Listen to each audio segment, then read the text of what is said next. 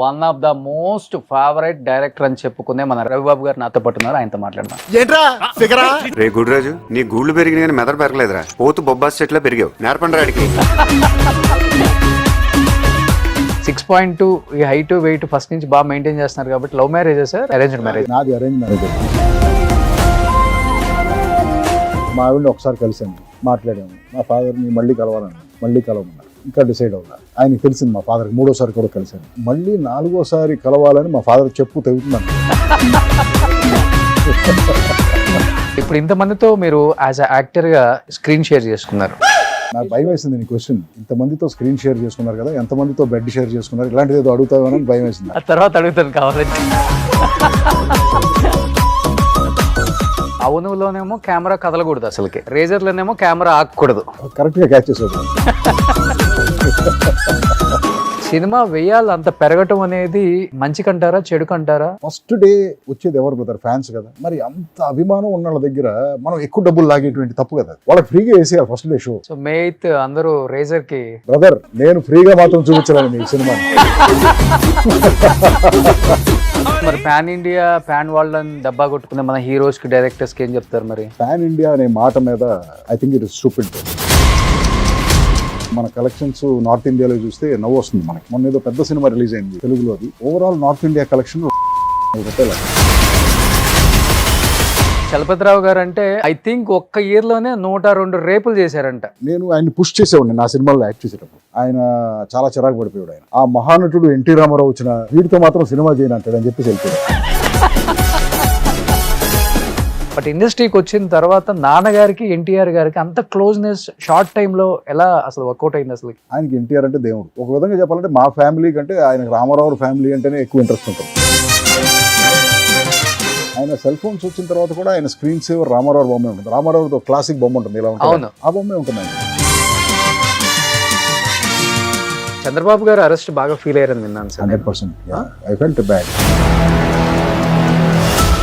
73-year-old man CM చేసిన అతను proper toilet కూడా ప్రొవైడ్ చేయకుండా ఒక ఇండియన్ టాయిలెట్ ప్రొవైడ్ చేసి అతన్ని ఇబ్బంది పడుతున్నాడు ఆయన అని చెప్పేసి తెలిసింది. That I felt bad.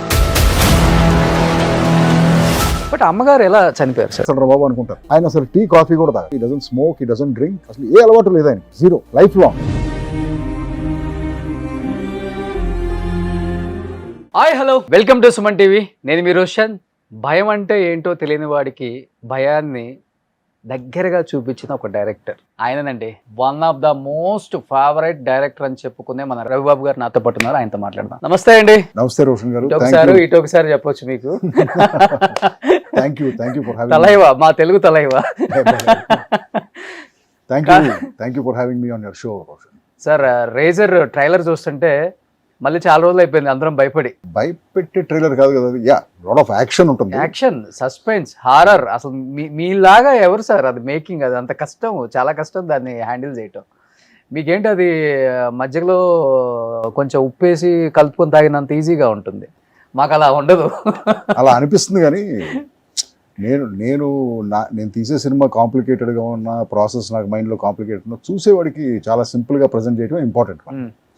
ఆ కాంప్లికేషన్తో మనం కథ చెప్తే అది ఎక్కదు కదా. సో అంత సింప్లిఫై చేసి స్టోరీని ప్రాపర్గా ఏ ఎమోషన్ అయితే అనుకుంటున్నావు, అది భయం అయితే భయం, నవ్వు అయితే నవ్వు, అది చెప్పడానికి ప్రాసెస్ కాంప్లికేటెడ్గా ఉండొచ్చు. కానీ ఆ ప్రాసెస్ పర్పస్ సింప్లిఫికేషన్ అనమాట. ఈ సినిమాలో అవునులోనేమో కెమెరా కదలకూడదు, అసలుకి రేజర్లోనేమో కెమెరా ఆగకూడదు. కరెక్ట్గా క్యాచ్ చేసావు బ్రదర్. ఈ సినిమాలో బ్రీఫ్ ఏంటంటే కెమెరామెన్కి కానీ అందరికి ప్రతి షాట్ మూమెంట్లోనే ఉండాలి. ఎందుకంటే ఇది ఒక action thriller, point A to point B travel అయ్యే కథ. సో కెమెరా స్టాటిక్గా పెట్టలేమన్నమాట దీంట్లో. సో ఎప్పుడు కెమెరాలో మూమెంట్ ఉండి షార్ట్స్ అన్ని బిజీగా అనిపిస్తేనే మనకి ఓవరాల్ ఆ యాక్షన్ థ్రిల్లర్ అనే ఫీలింగ్ వస్తుంది. అందుకని ప్రతి షాట్ మూమెంట్లోనే ఉంటుంది. చిన్న క్లోజప్ అయినా కూడా కెమెరా ఇలా మూవ్ అవుతుంది.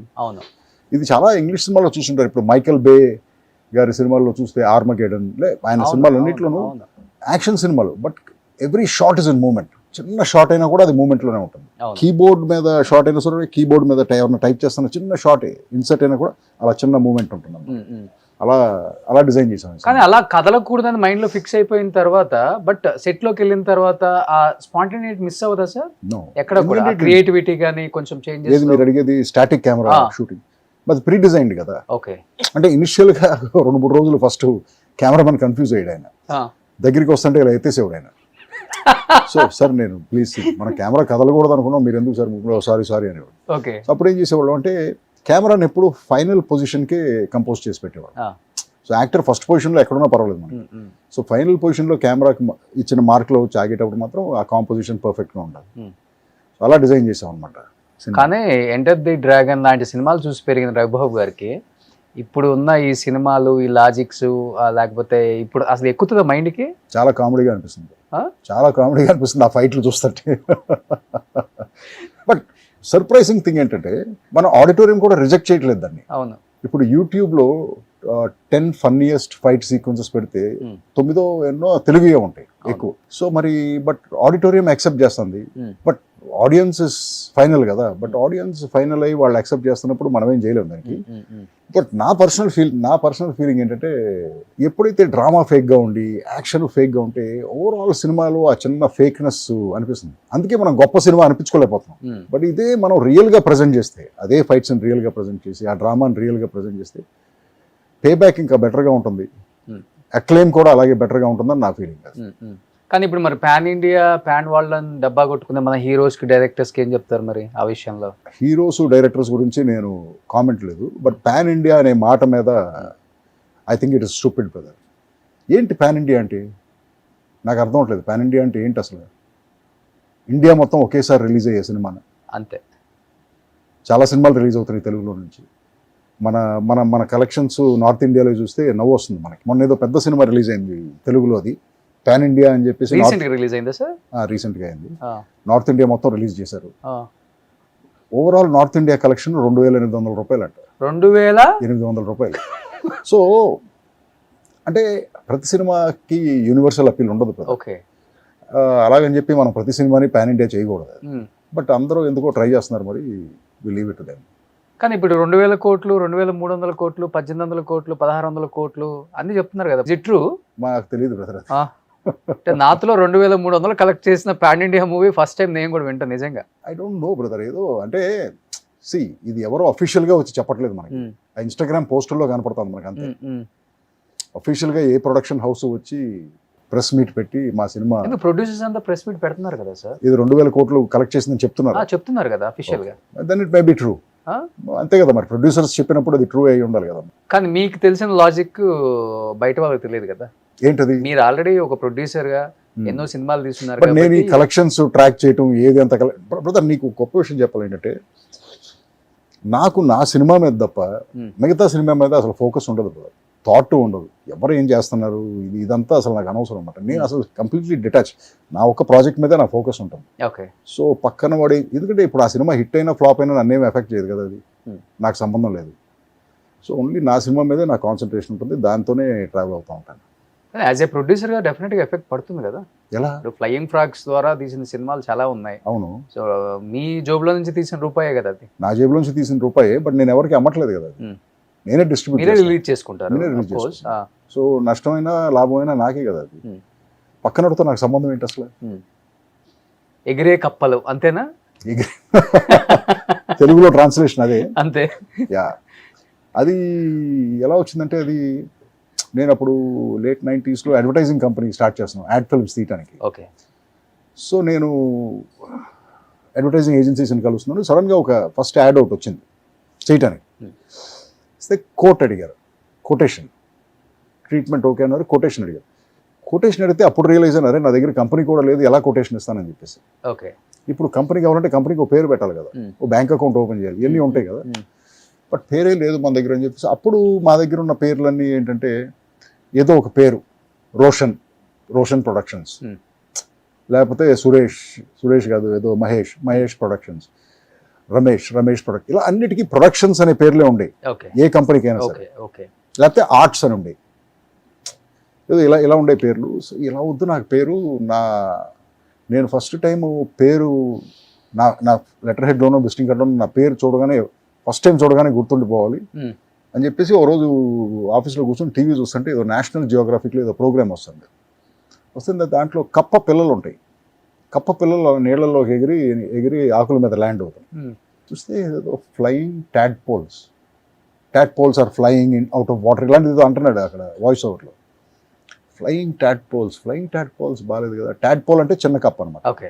So house frogs okay flying frogs ఏదో చిన్న ఎఫ్ ప్రాస కూడా ఏదో ఉందని చెప్పేసి వెంటనే డిజైనర్కి ఫోన్ చేసి ఫ్లయింగ్ ఫ్రాగ్స్ మీద లెటర్ డిజైన్ పంపించవా నైట్ నాకు రేపు పొద్దున్నే కోట్ ఇవ్వాలని చెప్పేసి కోట్ ఇచ్చేసి ఆ లెటర్ తీసుకెళ్ళి బ్యాంక్ అకౌంట్ ఓపెన్ చేసి ఇంకా అలా స్టిక్ అయిపోయింది. సో ఎప్పుడైతే నేను ఫ్లయింగ్ ఫ్రాగ్స్ అనే కోర్టు పంపించానో వాళ్ళందరూ దాన్ని చూసి నవ్వుకుంటాం స్టార్ట్ చేశారు. ఓకే. సో నేను బాంబే కోర్టు పంపించిన, బెంగళూరు కోర్టు పంపించిన, ఇమ్మీడియట్గా రిజిస్టర్ అయిపోయింది. ఫ్లయింగ్ ఫ్రాగ్స్ అనగానే పనాలవాడు ఓకే అనేది ఇమ్మీడియట్గా కనెక్టివిటీ వచ్చేసింది అనమాట ఆ పేరులో ఉన్న ఫన్నీ ఫీల్తో. ఏంటంటే బహుశా ఏంటంటే ఆ టైంలో ఎక్కువ రామానాయుడు అండ్ ఏఎన్ఆర్, అన్నపూర్ణమ్మ అంటే వాళ్ళ పేర్లు లేకపోతే వాళ్ళ పిల్లల పేర్లు ప్రొడక్షన్స్ ఇదే ఉండేది అనమాట. ఇది కొంచెం యూనిక్ గా ఉంది ఆ టైంలో అసలు. అందుకే ఆ యూనిక్నెస్ కోసమే. తర్వాత అదే యూనిక్నెస్ నేను పోస్టర్లో కూడా తీసుకొచ్చేవాడిని. ఎలా అంటే నేను సినిమా తీసిన తర్వాత నేను కారు వేసుకు వెళ్తున్నప్పుడు అప్పుడంతా గోడల మీద కదా పోస్టర్లు ఎత్తికించాను, ఆ హోర్డింగ్లో ఉండేది అంతే. సో ఇన్ని పోస్టర్లు ఉన్నాయి, అసలు ఏ సినిమాకని వెళ్తాడు ఎవడన్నా, లేకపోతే కార్లో మనం వెళ్ళేటప్పుడు రిజిస్టర్ అవుతుంది కదా, అది ఒక 15 పోస్టర్లు ఉంటాయి, 15 సినిమాల పోస్టర్లు. ఈ పోస్టర్లు అన్నింటిలోకి నా పోస్టర్ సెపరేట్గా కనపడాలి, కళ్ళు ఫస్ట్ నా పోస్టర్ మీదకి వెళ్ళాలి. ఓకే. ఈ యాటిట్యూడ్తోనే పోస్టర్స్ డిజైన్ చేసేవాడు స్టార్టింగ్ సినిమా అంటే. అందుకే ఆ పోస్టర్స్ కూడా చాలా యూనిక్గా ఉండేవి అనమాట. ఓకే. ఓకే. ఇప్పుడు చలపతిరావు గారు అంటే అందరికి గుర్తొచ్చేది ఒక మంచి నాన్న, పెదనాన్న, తాత, బాబాయ్ ఇలాంటి మంచి మంచి క్యారెక్టర్స్. అన్ని ఫ్యామిలీ మూవీస్ నాన్నగారు చేసింది. తర్వాత second part of the career లో స్టార్టింగ్ అంతా విలన్సే కదా, విలన్స్ ఎక్కువ. రేపులు చలపతిరావు గారు కూడా అనేవాళ్ళు. ఐ థింక్ ఒక్క ఇయర్ లోనే 102 రేపులు చేశారంట. మరి స్టాటిస్టిక్ నాకు తెలియదు, బట్ అయి ఉండొచ్చు. త్రిశూలం లాంటి సినిమా షూటింగ్ జరుగుతుంటే ఆ విలేజ్ లో ఉన్న వాళ్ళు అసలు బయటికి రావడానికి భయపడ్డారంట చలపతిరావు గారు. అసలు ఆయన ఉన్నారు సెట్ లో అంటే ఆ ఇంపాక్ట్ ఎలా ఉండేది అసలు నాన్నగారు అంటే? మీరు బాగా చిన్నవాళ్ళు, బట్ మాకు తెలిసేది కదమ్మా, ఎందుకంటే మీరు చెప్పే షూటింగ్స్ అన్ని ఆంధ్రాలో జరిగాయి, మేమందరం చెన్నైలో ఉండేవాళ్ళం. ఓకే. సో మాకు అసలు ఆంధ్రాలో జరిగే షూటింగ్లు అసలు మీరు మా చదువుకునే వయసు కదా, స్కూల్కి వెళ్ళటం, రావటం, ఆడుకుంటాం, చదువు, ఎగ్జామ్స్ ఇవే ఉండే మనకి. సో మాకు ఈ టాపిక్స్ కానీ మీరు ఇప్పుడు చెప్పే ఇన్ఫర్మేషన్స్ కానీ చిన్నప్పుడు పెరిగేటప్పుడు అసలు మాకు తెలిసే కాదు. ఓకే. మ్యాగజైన్ లో కూడా వచ్చేది కాదు. మ్యాగజైన్స్ ఏం చదివాళ్ళం, తెలుగు మ్యాగజైన్స్ మాకు వచ్చాయి కదా, మా ఇంటికి వచ్చాయి కదా Telugu magazines. Okay. We don't know. అప్పుడంతా మౌత్ టాకే కదా సార్? డెఫినెట్ గా మౌత్ టాకే. మెడ్రాస్ లో ఇంట్రెస్టింగ్ గా ఏముండేది అంటే, మెడ్రాస్ లో మేము పెరిగేటప్పుడు సినిమా ప్రివ్యూలు వేసేవాళ్ళు. ఎందుకంటే ఆ సినిమాలో పనిచేసిన టెక్నీషియన్స్, ఆర్టిస్టులు, వాళ్ళ ఫ్యామిలీస్కి ప్రొడ్యూసర్స్ ప్రాపర్గా ప్రివ్యూ వేసేవాళ్ళు. ఎందుకంటే సినిమా అక్కడ రిలీజ్ అయ్యేది కదా, మెడ్రాస్లో, ఆంధ్రాలో రిలీజ్ అయ్యేది కదా, కానీ ప్రొడక్షన్ కంపెనీస్ అన్ని చెన్నైలో ఉండేవాళ్ళు. ఓకే. సో అది చాలా ఇంట్రెస్టింగ్గా అనిపించేది మాకు. ఆ ప్రివ్యూకి వెళ్ళాలి అని చెప్పి మంచి బట్టలు వేసేసుకుని ప్రివ్యూకి వెళ్తే అక్కడ మంచి టిఫిన్స్ పెడతారు, ఈ ఉండే అనమాట. ఓకే. అంతేగాని నా కనెక్షన్ అంతవరకే సినిమాతో, ఆ ప్రివ్యూలకి వెళ్ళటం వరకే. కొంచెం నాన్నగారు సినిమాలు చూసినప్పుడు భయపడతారా? ఆయన గంభీర్యం, ఆయన కోపం, సినిమాలో రౌద్రం చూస్తుంటే ఆయన నెక్స్ట్ లెవెల్ ఉంటుంది ఆ కట్అవుట్ కి. అవును. నాకంత అనిపించేది కదా, ఆయన ఎప్పుడు వస్తాడో అని చూడటం తప్ప స్క్రీన్ మీద, బట్ అంత భయం ఏమి అనిపించేది కదా. నేను ఆయన్ని పుష్ చేసేవాడిని నా సినిమాలో యాక్ట్ చేసేటప్పుడు. నేను అందరు యాక్టర్స్ని పుష్ చేస్తాను మ్యాక్సిమం పొటెన్షియల్ కోసం. ఆయన చాలా చిరాకు పడిపోయాడు. ఆయన ఒకసారి ఏదో సినిమాకి అవునులో యాక్ట్ చేశాడు. ఆయన అవునులో ఒక షాట్ ఉంది, ఆయన ఢిల్లీ రాజేశ్వరి గారు ఇంట్లో నుంచి బయటకు రావాలి. బయటకు వచ్చేటప్పుడు మెయిన్ డోర్ తర్వాత ఒక మెట్టు ఉంటుంది, ఆ తర్వాత పాత్వే ఉంటుంది. డైలాగ్ ఏంటంటే అక్కడ, ఏమండి సెల్ తీసుకున్నారా, అంతే డైలాగ్. అది ఆయనకి డైరెక్షన్ ఎలా ఇచ్చానంటే, నేను తీసుకున్నాను అంతే డైలాగ్ అయింది. బట్ యాక్షన్ ఇచ్చాను ఏంటంటే, ఫస్ట్ ఇక్కడ టచ్ చేసుకోడాడి, ఇది జేబు, దాని తర్వాత తీసుకున్నాను, సెల్ ఇక్కడ ఉంది, ఇది కన్ఫర్మేషన్, ఏమండి సెల్ తీసుకున్నారా, తీసుకున్నాను, ఇంతే నువ్వు చేయాల్సింది. సరే ఫస్ట్ షాట్, ఫస్ట్ టేక్ పెట్టాడు, ఏమండి సెల్ తీసుకున్నారా, తీసుకున్నాను అన్నాడు. డాడీ ఆ జేబులో సెల్ లేదు కదా అన్నాను. Okay, 1 more, start camera, action. ఏమండి సెల్ తీసుకున్నారా, తీసుకున్నాను. కాదు డాడీ, నేను నీకు చెప్పిన యాక్షన్ ఏంటి, ఫస్ట్ ఇక్కడ టచ్ చేసుకోమన్నాను, తర్వాత ఇక్కడ టచ్ చేయమని అన్న ఇంకా చూశాడు. వెళ్ళి స్టార్ట్ కెమెరా, యాక్షన్. ఏమండి సెల్ తీసుకున్నారా, రెండు ఒకేసారి ఎందుకు. ఓకే. ఇలా అది ఇది అయ్యి ఒక 8 టేకులు అయింది. చాలా సీరియస్ అయిపోయాను, చాలా కోపం వచ్చింది ఆయన. ఎందుకంటే ఆ మెట్టు దిగి రావాలి ప్రతి షాట్కి. పైగా నేను మిగతా ఆర్టిస్టులు అందరూ ముందు ఇన్ని టేకులు అడుగుతున్నాను నేను. ఇప్పుడు ఈ సీనియర్ ఆర్టిస్టులు అందరూ ఏంటంటే బయట వెళ్ళి యాక్ట్ చేసేటప్పుడు ఒక టేక్ చేస్తారు, ఓకే థ్యాంక్ యూ అంటారు. అవతలాడు మరి అడగటానికి ఇబ్బందో లేకపోతే వీడు చేసిందే కరెక్ట్ అనుకుంటారో తెలియదు నాకు.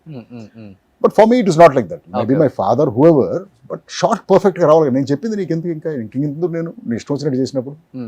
ఇప్పుడు నేను చెప్పిన యాక్షన్ ఇంకా న్యాచురల్గా ఉందా? చాలా న్యాచురల్. ఏమండి సెల్ తీసుకున్నారా? తీసుకున్నాను.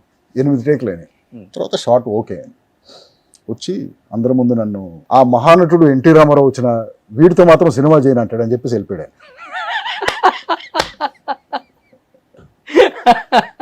కానీ ఆయన ఆలోచించే విధానానికి ఆయన కొడుకుగా మీరు ఇండస్ట్రీకి వచ్చిన తర్వాత మీరు కంప్లీట్ ఆపోజిట్ అని చెప్పుకోవచ్చు. అంటే ఇండస్ట్రీ చాలా రోజులు డిస్కస్ చేసింది, అసలు చలపతిరావు గారి కొడుకు రవిబాబు ఆలోచించే విధానం ఏంటి, అసలు నెక్స్ట్ లెవెల్లో ఉందని అనేవాళ్ళు ఉంటారు. తింగర్గా ఆలోచిస్తున్నాడు ఏంటి, ఇలా ఉంది ఏంటి అనేవాళ్ళు కూడా ఉన్నారు. బట్ డాడీ మీకు దాన్ని అంటే ఇద్దరి మధ్య ఫ్రెండ్లీగానే ఉంటుందా? ర్యాప్ కూర్చొని మాట్లాడుకునేటప్పుడు మీ ఐడియాలజీ గురించి ఎప్పుడన్నా ఆయనతో డిస్కస్ చేయడం కానీ? ఆ సబ్జెక్ట్ కాదు, సినిమాల గురించి మాట్లాడేవాడు అసలు, జనరల్ ఫ్యామిలీ టాపిక్స్ అంతే. కానీ సినిమాల గురించి చాలా తక్కువ. కానీ ఆయన చాలా పెద్ద గ్రౌస్ ఏంటంటే నువ్వు కమర్షియల్ సినిమా ఎందుకు చేయమని. నేను అంటాను వాట్ ఇస్ కమర్షియల్ అంటాను. కమర్షియల్ అంటే ఏంటి? సినిమా హిట్ అయితే కమర్షియల్, ఫ్లాప్ అయితే మామూలు సినిమానే కదా. సో మనం సక్సెస్ కోసం ట్రై చేద్దాం. అది ఏ సినిమాతో ట్రై చేస్తాం, వై డస్ ఇట్ బాదర్? నాకు నచ్చిన సినిమాలో నాకు నచ్చిన విధంగా తీయడానికి నేను సినిమా ఇండస్ట్రీలో ఉన్నాను, అంతే కదా. ఎగ్జాక్ట్లీ, ఎవరో చెప్పింది చేయడానికి కాదు కదా. సో అది ఆయనకి ఎప్పుడు ఉండేదన్నమాట. వీడు కమర్షియల్ సినిమా అంటే పెద్ద హీరోలకి వెళ్ళి కథలు చెప్పి ఆ పాటలు ఫైట్లు ఉన్న మాస్ సినిమాలు తీయడం కమర్షియల్ ఆయన పాయింట్ ఆఫ్ వ్యూలో. Okay, but I don't want to do that. First నుంచి అదే కదా ఉంది, 6 పాటలు 5 ఫైట్స్ 6 సాంగ్స్ పెట్టచ్చు బ్రదర్, అవసరం అనుకుంటే పెట్టచ్చు. అవును, ఇప్పుడు అవును లాంటి సినిమాలో నేను ఒక్క పాట కూడా ఉండదు. దాని బిఫోర్ తీసిన నువ్వుల సినిమాలో 9 పాటలు ఉంటాయి. అవును, సో నెరేటివ్ నెసెసిటీని బట్టే కదా. ఎగ్జాక్ట్లీ, అది ఉండేది ఆయనకి. నేను కమర్షియల్ సినిమాలు తీయలేదనే ఫీలింగ్ లాస్ట్ దాకా ఉండేది. ఓకే, బట్ ఇప్పుడు చాలా పెద్ద రెమ్యునరేషన్స్ ఇచ్చేసి లాజిక్ లేని ఒక క్యారెక్టర్ చేయండి రవిబాబు గారు బాగుంటుంది అంటే, లాజిక్కే ఉండదు, బాగుంటుంది చేయండి అనే డైరెక్టర్స్ మీ దగ్గరకు వస్తారు. లేకపోతే మీరు అన్నట్లుగానే అసలు కథ ఏం సరిగా లేకుండా లేకపోతే ఏ విషయం లేకుండా డబ్బులు రెమ్యునరేషన్ ఇచ్చేసి ప్రొడ్యూసర్ సినిమాలు తీయండి అనే వాళ్ళు కూడా ఉంటారు. యాక్సెప్ట్ చేస్తుంటారా మీరు? లేకపోతే అంటే నెంబర్ ఆఫ్ మూవీస్ చేయలేదు రీజన్ దానికి అనుకుంటారు. స్టార్టింగ్లో ఒక రూల్ పెట్టుకునేవాడు, బాగా డబ్బులనే ఇవ్వాలి ఆ క్యారెక్టర్కి. అప్పుడు మీరు చెప్పినట్టు లాజిక్ లేదు, బుర్ర ఇంట్లో పెట్టి వచ్చి చేసేస్తాం. లేకపోతే పెద్ద బ్యానర్ అయి ఉండాలి. ఎందుకంటే పెద్ద బ్యానర్ ఎందుకు అంటున్నానంటే వాళ్ళు రెస్పాన్సిబుల్గా సినిమాలు తీస్తారని చెప్పి. లేకపోతే పెద్ద డైరెక్టర్ అనే ఉండాలి. ఎందుకంటే బాగా ఎస్టాబ్లిష్ అయ్యి బాగా క్రియేటివిటీ ఇవన్నీ ఉన్నాయి కాబట్టి పెద్ద డైరెక్టర్ అయ్యి. ఈ 3 రీజన్స్ పెట్టుకునేవాడిని. ఓకే, రాను ఏం చేశానంటే ఆ 3 రీజన్స్ కూడా తీసి పక్కన పెట్టాను. ఫస్ట్లో తీసుకునే వాళ్ళ ఫస్ట్లో ఈ 3 ఏదో ఒకటి ఉంటే చేసేవాడిని. రెమ్యునరేషన్ ఎక్కువ ఇచ్చి లాజిక్ లేని క్యారెక్టర్స్ మరి అంతే కదా, ఏదో ఒకటి ఉండాలంటున్నాను. ఈ 3 ఏదో ఒకటి ఉండాలి. ఓకే, నీదేం పోయింది, నువ్వు ఆర్టిస్ట్వే కదా. వచ్చే గుడ్ నేమో బ్యాడ్ నేమో ఆ డైరెక్టర్కి వెళ్తుంది, నీకు డబ్బులు వస్తున్నాయి కదా. సో ఈ 3 రీజన్స్ పెట్టిన. బట్ అలాంటివి చేసినవి కూడా చాలా తక్కువ. అంతంత రెమ్యునరేషన్ ఎవరు ఇచ్చారు? ఎవరు ఇవ్వలేదు కదా. అలా చేసిన క్యారెక్టర్ అంటే ఏమని చెప్తారు? ఏం లేదు, 99% అలాంటిది లేదు యాక్చువల్గా. ఓకే, ఇలా పెట్టుకున్నాను రూల్స్ అంతేగాని అలా చేసింది ఏది లేదు.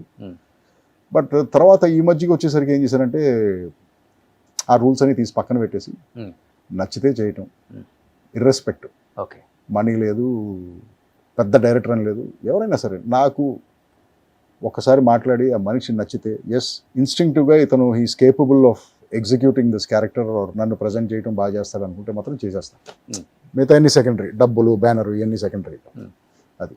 బట్ మీరే ఒక డైరెక్టర్, డెఫినెట్గా మీరు చాలా మంది డైరెక్షన్లో కూడా యాక్టర్గా వర్క్ చేశాను. బట్ మీకు అనిపించుంటుంది డెఫినెట్గా ఇదేం డైరెక్షన్ రా బాబు, ఇలా కాదు కదా, ఇలా యాక్ట్ చేయమంటున్నారు, ఇలా యాక్ట్ చేయమంటున్నారు, అలా అనిపించినవి కూడా ఉంటాయి కదా. అలా అనిపించినవి ఉన్నాయి. అబ్బా చాలా తెలివిగల కుర్రాడులా ఉన్నాడు, బాగా చేస్తున్నాడు అనిపించినవి కూడా ఉన్నాయి. అలా అనిపించింది ఏదైనా ఒక మూవీ పేర్లు చెప్పకూడదు బ్రదర్, ఎందుకంటే ఇట్స్ నాట్ కరెక్ట్, పేర్లు చెప్పకూడదు. బట్ 2 సిచ్యువేషన్స్లోనూ నేను సైలెంట్గానే ఉంటాను. I never say anything. ఎందుకంటే వాళ్ళ విజన్ వాళ్ళు ఎగ్జిక్యూట్ చేసుకునే విధానం. నేను ఎంత ఇరిటేట్ అయినా కూడా బయటికి చూపించుకుంటే ఎగ్జాక్ట్గా వాళ్ళు చెప్పింది చేసి ఎగ్జిక్యూట్ చేసి వచ్చేస్తాం. కొన్ని ఎంజాయ్ చేస్తాం, ఏదంటే అవతల డైరెక్టర్ బాగా ఎగ్జిక్యూట్ చేస్తున్నాడని మనకు ఫీలింగ్ ఉంది, మన బాగా ప్రజెంట్ చేస్తున్నాడని feel, then you enjoy the process. కానీ మిమ్మల్ని హ్యాండిల్ చేసేటప్పుడు డైరెక్టర్స్ కొంచెం భయపడుతుంటారా, లేకపోతే చాలా ఫ్రీగానే ఉంటావా? చిన్న టెన్షన్ ఉంటుంది కదా. రవిబాబు గారు కదా అంటే నేను బికాజ్ నేను కూడా డైరెక్టర్ కదా, సినిమాలు తీసాను, డైరెక్టర్ని ప్రొడ్యూసర్ని చాలా చేశాను కాబట్టి మేబీ ఫస్ట్ టైం చేసేవాళ్ళకి కొంచెం టెన్షన్ ఉండొచ్చు, ఎలా హ్యాండిల్ చేయడం ఇతను అని చెప్పేసి. బట్ వన్స్ దే ఒక సీన్ నాతో చేసిన తర్వాత they are like very free. Because నేను వాళ్ళని అంత భయపెట్టే విధంగా ఉండను కదా నేను. సో వాళ్ళతో కలిసిపోయి వాళ్ళతో సరదాగా ఉండటం వల్ల then they become free. But Ravibabu garu, మీరు ఫస్ట్ ఇనిషియల్గా వచ్చినప్పుడు ఒకసారిగా అల్లరి అమ్మాయిలు అబ్బాయిలు లేకపోతే సోగ్గాడు ఇవన్నీ చూడగానే ఓకే ఈయన కూడా మంచి కామెడీ సినిమాలు తీస్తారు నాన్నగారు లాగా, అండ్ తర్వాత మన ఈయన అల్లరి నరేష్ గారు ఫాదర్ ఈవీవి సత్యనారాయణ గారు లాగా ఒక మంచి డైరెక్టర్ అనుకున్న తర్వాత ఒకసారిగా మీ హారరు ఈ సస్పెన్స్ థ్రిల్లర్ చూసిన తర్వాత అందరూ షాక్ అయ్యారు. ఒక డైరెక్టర్లో ఇన్ని యాంగిల్స్ చాలా కష్టం, అండ్ దట్టు కామెడీ సినిమాలు చేసేవాళ్ళు ఈ సినిమాలు తీయలేరు. అవును, ఎందుకంటే ఇక్కడ కూడా తీసిన కామెడీగానే తీస్తారు మళ్ళీ. అంటే ఇక్కడ డైరెక్షన్ చేసిన వాళ్ళు ఆ డైరెక్షన్ చేయలేరు, ఈ జోన్లోనే ఉంటారు వాళ్ళు. మీరు ఒక్క డైరెక్టర్ పేరు చెప్పండి, కామెడీ సినిమాలు తీసిన డైరెక్టర్, సస్పెన్స్ థ్రిల్లర్ తీసారు. బ్రదర్, డైరెక్టర్ అంటే ఎవరంటే, డైరెక్టర్ అనేవాడు ఒక క్రాఫ్ట్స్ మ్యాన్. ఏ సినిమానైనా నా స్టైల్లోనే తీస్తాననేవాడు స్టూపిడ్ బ్రదర్. సో డైరెక్టర్ అనేవాడు అంటే ఇప్పుడు నువ్వు చూస్ చేసుకున్న జానర్కి అడాప్ట్ అవుతూ ఉండాలి. నువ్వు కామెడీ అంటే కామెడీ సినిమాకి అడాప్ట్ అవ్వాలి as a director, horror cinema అంటే హారర్ సినిమాకి అడాప్ట్ అవ్వాలి. బట్ చాలామందికి అది కష్టం. మీరు చెప్పినట్టు, మీరు చెప్పే ఇది జానర్స్ అలా జంప్ చేసుకుంటూ వెళ్ళి ప్రతి సినిమా డిఫరెంట్గా ఉంచి ప్రతి జానరు డిఫరెంట్, ప్రతిదానికి నీ క్రాఫ్ట్ అప్లై చేసి దాంట్లో బెస్ట్ అనిపించుకుంటాం అనేది కొంచెం కష్టమే. బట్ నేనేం చేస్తానంటే ఐ డూ రీసెర్చ్. ఇప్పుడు నేను ఇది హారర్ సినిమా తీయబోతున్నాను అనుకోండి, అనసూయ తీసేటప్పుడు ఇట్స్ ఎ థ్రిల్లర్ బట్ ఒక డాష్ ఆఫ్ హారర్ ఉంటుంది దాంట్లో ఒక. సో అప్పుడు ఏం చేశానంటే టాప్ 100 హారర్/థ్రిల్లర్ మూవీస్ ఏంటి ప్రపంచంలో అని చెప్పి వాటి గురించి చదివి, కొన్నిటి స్క్రీన్ ప్లేస్ చదివి, కొన్నిటికేమో సినిమాలు చూసి అర్థం చేసుకుని ఆ తర్వాత ఆ జానర్లోకి వెళ్ళాను నేను. Okay, there is so much research I do. అవును, హారర్ చేసేటప్పుడు యాక్చువల్లీ ఈ horror cinema exact deep horror సినిమాలు అంటే హారర్ కామెడీస్ కాదు ఏంటనేది స్టడీ చేశాను. Number 1 horror film in the world Exorcist, number 2 horror film in the world Omen, number 3 Rosemary's Baby. ఇలా list చెప్పుకుంటూ పోతే 100 సినిమాలు ఉంటాయి. ఇవన్నీ స్టడీ చేస్తే నాకేమర్థమైందంటే హారర్ సినిమా అనేది it's not about horror. Yes, horror element ఉంటుంది, భయం ఉంటుంది, అన్నోన్ ఫ్యాక్టర్స్ ఉంటాయి, ఇవన్నీ ఉంటాయి. బట్ ఫండమెంటల్ లేయర్ ఏంటంటే ప్రతి గ్రేట్ హారర్ ఫిల్ము ఒక ఫ్యామిలీ స్టోరీ. ఎగ్జాక్ట్లీ. ఎగ్జార్సిస్ట్ ఒక మదర్ అండ్ డాటర్ స్టోరీ, ప్యారల్గా ఒక మదర్ అండ్ సన్ స్టోరీ దాంట్లో ఇన్బిల్ట్ ఉంటుంది. ఎస్, దీంట్లో హారర్ ఉంటుంది, ఆ problem is horror driven. Omen it's a family story between a mother, father and their little child. Final dilemma ఏంటి, నా కొడుకుని చంపాలా వద్దా నేను, because is the devil. It's a father and son story. Rosemary's Baby, husband and wife కడుపులో devil's baby ఉంది. So it is always a family story. So అందుకే అవును కూడా చూడండి, it is like a husband and wife story more than captain Raju or horror. It is a husband and wife story, the story between them అంతే. కొత్త జంట, అప్పుడే పెళ్ళైన జంట, వాళ్ళ కాదు అది. సో ఇలా నన్ను నేను అప్లై చేసుకుంటాను ఓ జానర్కి. ఇప్పుడు రేజర్ ఉంది, ఇప్పుడు Razor is an action thriller. So top action thrillers last cinema ప్రొడక్షన్లోకి వెళ్ళే ముందు 1.5 years నేను చూసిన సినిమాలు అన్నీ యాక్షన్ థ్రిల్లర్స్. ఎప్పటి నుంచి 70s నుంచి లేటెస్ట్ 2015, 2020 దాకా. ఓకే. సో అన్నీ చూసి ఓహో యాక్షన్ థ్రిల్లర్ అంటే ఇదనమాట ఫార్మాట్, ఇలా తీయాలన్నమాట, కథ నెరేషన్ ఇలా ఉండాలన్నమాట. నేను మీకు చెప్పాను ప్రతి షార్ట్ మూమెంట్లో ఉండాలన్నమాట. సో ఇవన్నీ అర్థం చేసుకున్న తర్వాత then I apply my self to the film. అంతే. సో ఇప్పుడు మీరు నాకు కామెడీ ఇచ్చినా అలాగే అప్లై అవుతాను, నేను హారర్ ఇచ్చినా అలాగే చెప్తాను, లవ్ స్టోరీ ఇచ్చినా అలాగే చెప్తాను. నేను చూసిన సినిమాలన్నీ చేసిన సినిమా ఇప్పుడు నేను సాంగ్స్ తీయాలన్నా అలాగే అప్లై అవుతాను. ఒక 500 మ్యూజిక్ వీడియోస్ చూస్తాను ముందు, అసలు సాంగ్ అంటే ఏంటో అర్థం చేసుకుంటాను. ఓకే. ఆ తర్వాత తీయటం స్టార్ట్ చేస్తాను. సినిమా అనేది ఎగ్జామ్, నువ్వు బాగా చదువుకుని వెళ్ళకపోతే ఫెయిల్ అవుతావు కదా. అంతే. సేమ్ నేను ఇలాగే బాగా చదువుకుని బాగా రీసెర్చ్ చేసి సినిమా తీస్తాను అంతే. కానీ ఫస్ట్ కామెడీ తీసి తర్వాత ఇది తీశారు కాబట్టి ఓకే, ఫస్ట్ అవి తీసి ఇవి తీస్తే కష్టం అంటే మీరు రావటమే. ఇప్పుడు చలపతిరావు గారు అబ్బాయి అంటే ఏ బిగ్ హీరో అయినా కానీ యాక్సెప్ట్ చేస్తారు ఆ టైంలో, ఎందుకంటే నాన్న పీక్ లో ఉన్నారు కాబట్టి. పీక్ లో ఉన్నప్పటికి కూడా మీ దగ్గర టాలెంట్ ఉందని కూడా తెలుసు అందరికి. First of all why Allari Naresh గారు అనగానే భయం అనిపించలేదా? అల్లరి అని ఒక కామెడీ ఆడుతుందా, చూస్తారా సినిమా, అసలుకి నరేషన్ పెట్టి తీస్తే ఎవరైనా వస్తారా థియేటర్ కన్నా భయం లేదా? అసలు లేదు, భయం లేదు, భయం ఉండదు బ్రదర్ ఎప్పుడు నాకు. I'm not afraid. ఎందుకంటే నేను ఎప్పుడు ఏంటంటే చూస్తాను ఈ సినిమా మనం తీసాము, ఏంటి భయం? బేసిక్గా మనకి డబ్బులు పోతాయనే కదా భయం. సో ప్రాపర్గా మనం మనని హెడ్జ్ చేసుకున్నాం అనుకోండి, అంటే ఎక్సైట్ అయిపోయి ఓ 100 కోట్లు పెట్టి సినిమాలు తీయకుండా ప్రాపర్గా ఈ సినిమా మనం అనుకుంటున్నాం ఈ కథకి ఎంత ఖర్చు పెట్టాలి, ఇంత ఖర్చు పెడతాం వల్ల మనం ప్లస్ ఆర్ మైనస్ ఇక్కడ ఉంటాము, అది మనకి సేఫేనా అనుకునే కదా మనం కథ తీస్తాం. ఎగ్జాక్ట్లీ. అంతేగాని ఓవర్ ఎక్సైట్ అయిపోయి మనం బ్యాంక్రప్ట్ అయిపోయేలాగా సినిమాలు తీయం కదా. సో దానివల్ల ఫైనాన్షియల్గా భయం లేదు అప్పుడు. బట్ కాకపోతే ఏంటంటే క్రియేటివ్గా యాక్సెప్ట్ చేస్తారా లేదా అనేది ప్రతి సినిమాకి ఆ టెన్షన్ ఉంటుంది. ఇప్పుడు మీకు నచ్చింది మీరు తీశారు, మీకు నచ్చింది అవతలాడికి నచ్చాలని గ్యారంటీ లేదు కదా. మెజారిటీ ఆఫ్ ద పీపుల్కి నచ్చాలనుకుని మనం తీస్తాం, ఇప్పుడు అది గ్యారంటీ లేదు కదా నచ్చుతుందా లేదా అని చెప్పేసి. సో వి ట్రై, అంతే. Every film is a trial. పైగా నాకు ప్రతి సినిమా ఒక మొదటి సినిమా లాంటిదే, ఎందుకంటే ప్రతిసారి నాది ఎక్స్పెరిమెంటే, ప్రతిసారి కొత్తదనాన్ని ట్రై చేయటం. అవును.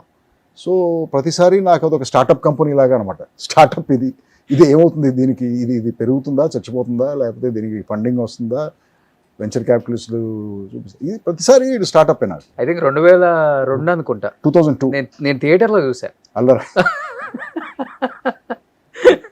అమ్మాయిల అబ్బాయిలు థియేటర్లో చూసా. అవును. మన చనిపోయాడు విజయ్, పొట్టి విజయ్ పాపం, అతనితో ఈ బ్యాక్ లో అది కనిపించడానికి అయిపోయి ఇట్ వాస్ దోస్ ఆ టైమ్స్ బాగా ఎంజాయ్ చేసాం బ్రదర్ ఈ సినిమాలు తీసేటప్పుడు అంతా.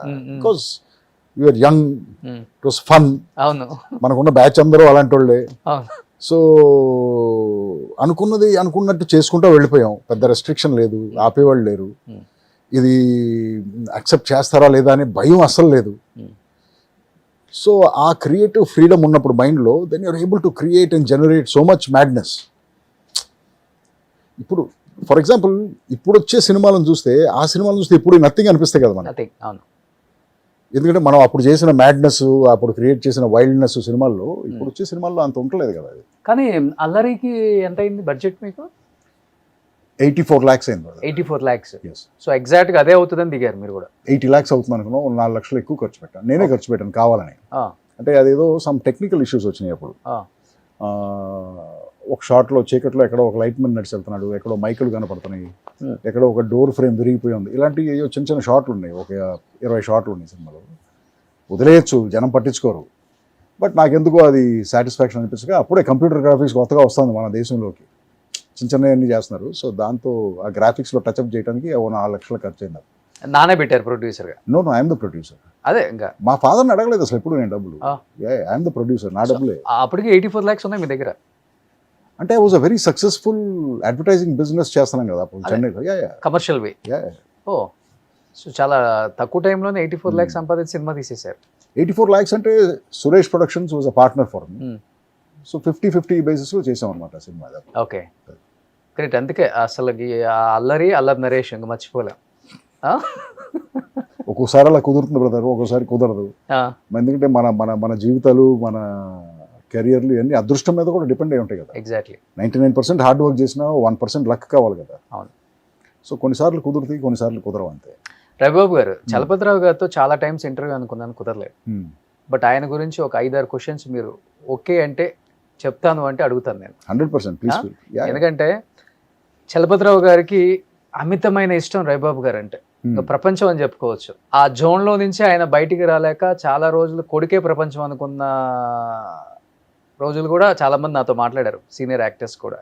అంటే నాన్న ఇండస్ట్రీకి వచ్చిన తర్వాత, ఇండస్ట్రీకి రాకముందు కూడా చెప్పాలంటే మంచి లైఫ్ అయింది. వాళ్ళ మేనత్తలు కావచ్చు, వాళ్ళు కావచ్చు, చాలా బాగా చూసుకున్నారని నేను విన్నాను. బట్ ఇండస్ట్రీకి వచ్చిన తర్వాత నాన్నగారికి ఎన్టీఆర్ గారికి అంత క్లోజ్నెస్ షార్ట్ టైంలో ఎలా అసలు వర్కౌట్ అయింది అసలు? అది that was before my time brother. ఆ క్వశ్చన్కి నేను ప్రాపర్ ఆన్సర్ ఇవ్వలేను. ఒక్కొక్కసారి అంతే బ్రదర్, మనం మనుషులతో కనెక్ట్ అయిపోతాం. Hmm. ఆయనకి ఎన్టీఆర్ అంటే దేవుడు. Hmm. మరి ఆ దేవుడికి భక్తుడు అంటే ఎందుకు అంత ఇష్టమో నాకు తెలియదు. ఎప్పుడు చెప్పలేదు నాన్న. ఆయన సొంత ఫ్యామిలీ మెంబర్ లాగా ఫీల్ అయ్యాడు. ఆయన రామారావు గారి ఫ్యామిలీ మెంబర్ లాగానే ఫీల్ అయ్యాడు. ఒక విధంగా చెప్పాలంటే మా ఫ్యామిలీ కంటే ఆయనకు రామారావు ఫ్యామిలీ అంటేనే ఎక్కువ ఇంట్రెస్ట్ ఉంటుంది. ఆల్మోస్ట్ అంత భక్తుడు అనమాట ఆయన రామారావుకి. ఆయన సెల్ ఫోన్స్ వచ్చిన తర్వాత కూడా ఆయన స్క్రీన్ సేవర్ రామారావు బొమ్మే ఉంటుంది. రామారావుతో క్లాసిక్ బొమ్మ ఉంటుంది, ఇలా ఉంటుంది, ఆ బొమ్మే ఉంటుంది ఆయన దగ్గర. ఆయన ఇంట్లో కూర్చున్నప్పుడు కూడా ఎదురుగుండా పెద్ద అదే బొమ్మ, ఆయన రామారావు ఇలా ఉన్న బొమ్మే ఉంటుంది. లాస్ట్ దాకా అదే ఉంది. సో మరి ఆయనకి రామారావు అంటే పిచ్చి. రామారావు గారు పిక్చర్ చలపతిరావు గారు లేకుండా ఉండరు. ఇప్పుడు అలాంటి లాయల్టీ ఉన్న మనుషులు లేరు బ్రదర్. మా ఫాదర్ లాగా లాయల్, డెడ్ లాయల్. అంటే there is no two ways. అసలు మైండ్లో చిన్న డౌట్ కూడా లేదు ఆ లాయల్టీ మీద. సో అంత లాయల్ ఆయన రామారావుకి. బట్ అమ్మగారు చాలా చిన్న ఏజ్ లో చనిపోయారు కదా. నాకు ఊహ తెలియని ఏజ్ లోనే. నాకు 6 years అనుకుంటా. నాకు అసలు గుర్తు కూడా లేదు. బట్ చలపతిరావు గారు చెప్పాలంటే హీరో మెటీరియల్, అంత బాగుంటారు. Very handsome man, very handsome. 6'2" ఎంత ఉంటాడు ఆయన. అవును. Fair light ice, curly hair, చాలా వెరీ హ్యాండ్సమ్ మ్యాన్. అవును. కానీ రామారావు గారు 10% నాకు వచ్చుంటే బాగుండేది. మీరు కూడా ఇంచుమించు అలానే ఉంటారు చలపతిరావు గారు లాగే. హైట్ వచ్చింది, ఆయనకంటే హైట్ ఏమో, బట్ మిగతా రాలేదు మనకి. బట్ అమ్మగారు ఎలా చనిపోయారు సార్ అసలు? ఇది చాలా మందికి తెలీదు. బట్ ఆమె కూడా యాక్ట్ చేశారు కదా డ్రామాలలో, యాక్ట్ చేశారు నేను. మేబీ కాలేజ్ డేస్ లేదన్నా కానీ నాట్ ఇన్ మూవీస్. నాకు అసలు కరెక్ట్గా తెలియదు బ్రదర్ ఇది. ఎందుకంటే నేను ఎప్పుడు మా ఫాదర్తో ఈ టాపిక్ మాట్లాడలేదు, మా మదర్ గురించి. ఆయన ఎప్పుడు మాతో తీసుకురాలేదు టాపిక్. నాకు చూచాయిగా గుర్తుంది. పెరిగే ఏజెస్లో మిగతా వాళ్ళు మాట్లాడే దాన్ని బట్టి నాకు అర్థమైంది ఏంటంటే, మద్రాస్లో మా చిన్నప్పుడు వాటర్ షార్టేజ్ ఉండేది. ఓకే. అంటే నీళ్లు 2 రోజులకు ఒకసారో 3 రోజులకు ఒకసారో వచ్చాయి. సో నైట్ వచ్చాయి వాటర్. మేము ఒక ఇంట్లో ఉండేవాళ్ళం, పైన ఓనర్స్ ఉండేవాళ్ళు, సెంటర్ పోర్షన్లో మేము ఉండేవాళ్ళం, ఇటు పోర్షన్లో ఒక ఫ్యామిలీ ఉండేది, ఈ పక్క పోర్షన్లో ఒక ఫ్యామిలీ. నైట్ 1 గంటకో 2 లెగిసి వీళ్ళందరూ వాటర్ పట్టుకునేవాళ్ళు. వాటర్ వెనకాల వచ్చేది, తొట్లో పడేది. ఆ తొట్లో నుంచి దే టేక్ టర్న్స్ వాటర్ పట్టుకుని ఇంటి లోపల స్టోర్ చేసుకునేవాళ్ళు. సో ఆ పర్టికులర్ డే వాటర్ వచ్చే రోజు ఇది నాకు జనం చెప్పేదాన్ని బట్టి నేను కన్స్ట్రక్ట్ చేసుకున్న స్టోరీ మెంటల్గా ఇది, రకరకాల ఇన్పుట్స్తో. వాటర్ పట్టుకోవడానికి మిడ్ నైట్ లేచారు. మా ఫాదర్ ఆ రోజు షూటింగ్కి వెళ్ళొచ్చారు. ఆయన షూటింగ్కి వెళ్ళొచ్చి చెవులో పోట్ అని చెప్పేసి ఇయర్ డ్రాప్స్ వేసుకుని 2 చెవుల్లోనూ కాటన్ పెట్టుకుని పడుకున్నారు ఆయన. మేమందరం పక్కనే పడుకునేవాడు, చిన్నపిల్లలం కదా, అందరం ఉండేవాడు. పడుకున్నారు. ఈవిడ లేచి నైటు వాటర్ పడుతున్నారు. సో ఈ 3 ఫ్యామిలీస్ ఎవరైతే ఉన్నారో ఈ పోర్షన్స్లో ఒక్కొక్కసారి ఒక్కొక్కళ్ళు టీ పట్టేవాడు. ఎందుకంటే ఇది ఒక 2-3 hours ప్రాసెస్ అంట. ఎందుకంటే అందరూ పట్టుకోవాలి కదా వాటర్. సో ఒకరోజు వీళ్ళింట్లో టీ పెడితే ఒకరోజు వీళ్ళింట్లో టీ పెట్టేవాడు. ఆ రోజు మా ఇంట్లో టీ పెట్టే రోజు. సో ఈవిడ టీ పెడతానికి వెళ్ళారు. వెళ్తే ఏదో నైలాన్ సారీ లాంటిది ఏదో వేసుకుని ఉన్నారు. స్టవ్ ఏమో ప్లాట్ఫారం హైట్లో ఉండేది. సో వెనక్కి తిరిగి ఏదో చేసేటప్పుడు ఆ పమిటికి ఫైర్ టచ్ అయింది. ఆవిడకి ఆ బయటికి వెళ్ళేదాకా తెలియలే, ఆ వాటర్ దగ్గరికి వెళ్ళేదా. సడన్గా చూస్తే ఒళ్ళంతా ఫైర్, ఫాస్ట్గా ఎక్కేస్తుంది కదా నైలెక్స్ సింథటిక్. ఈవిడ అరుస్తుంది. అప్పుడు పక్కింటి వాళ్ళు రాలేదు ఇంకా.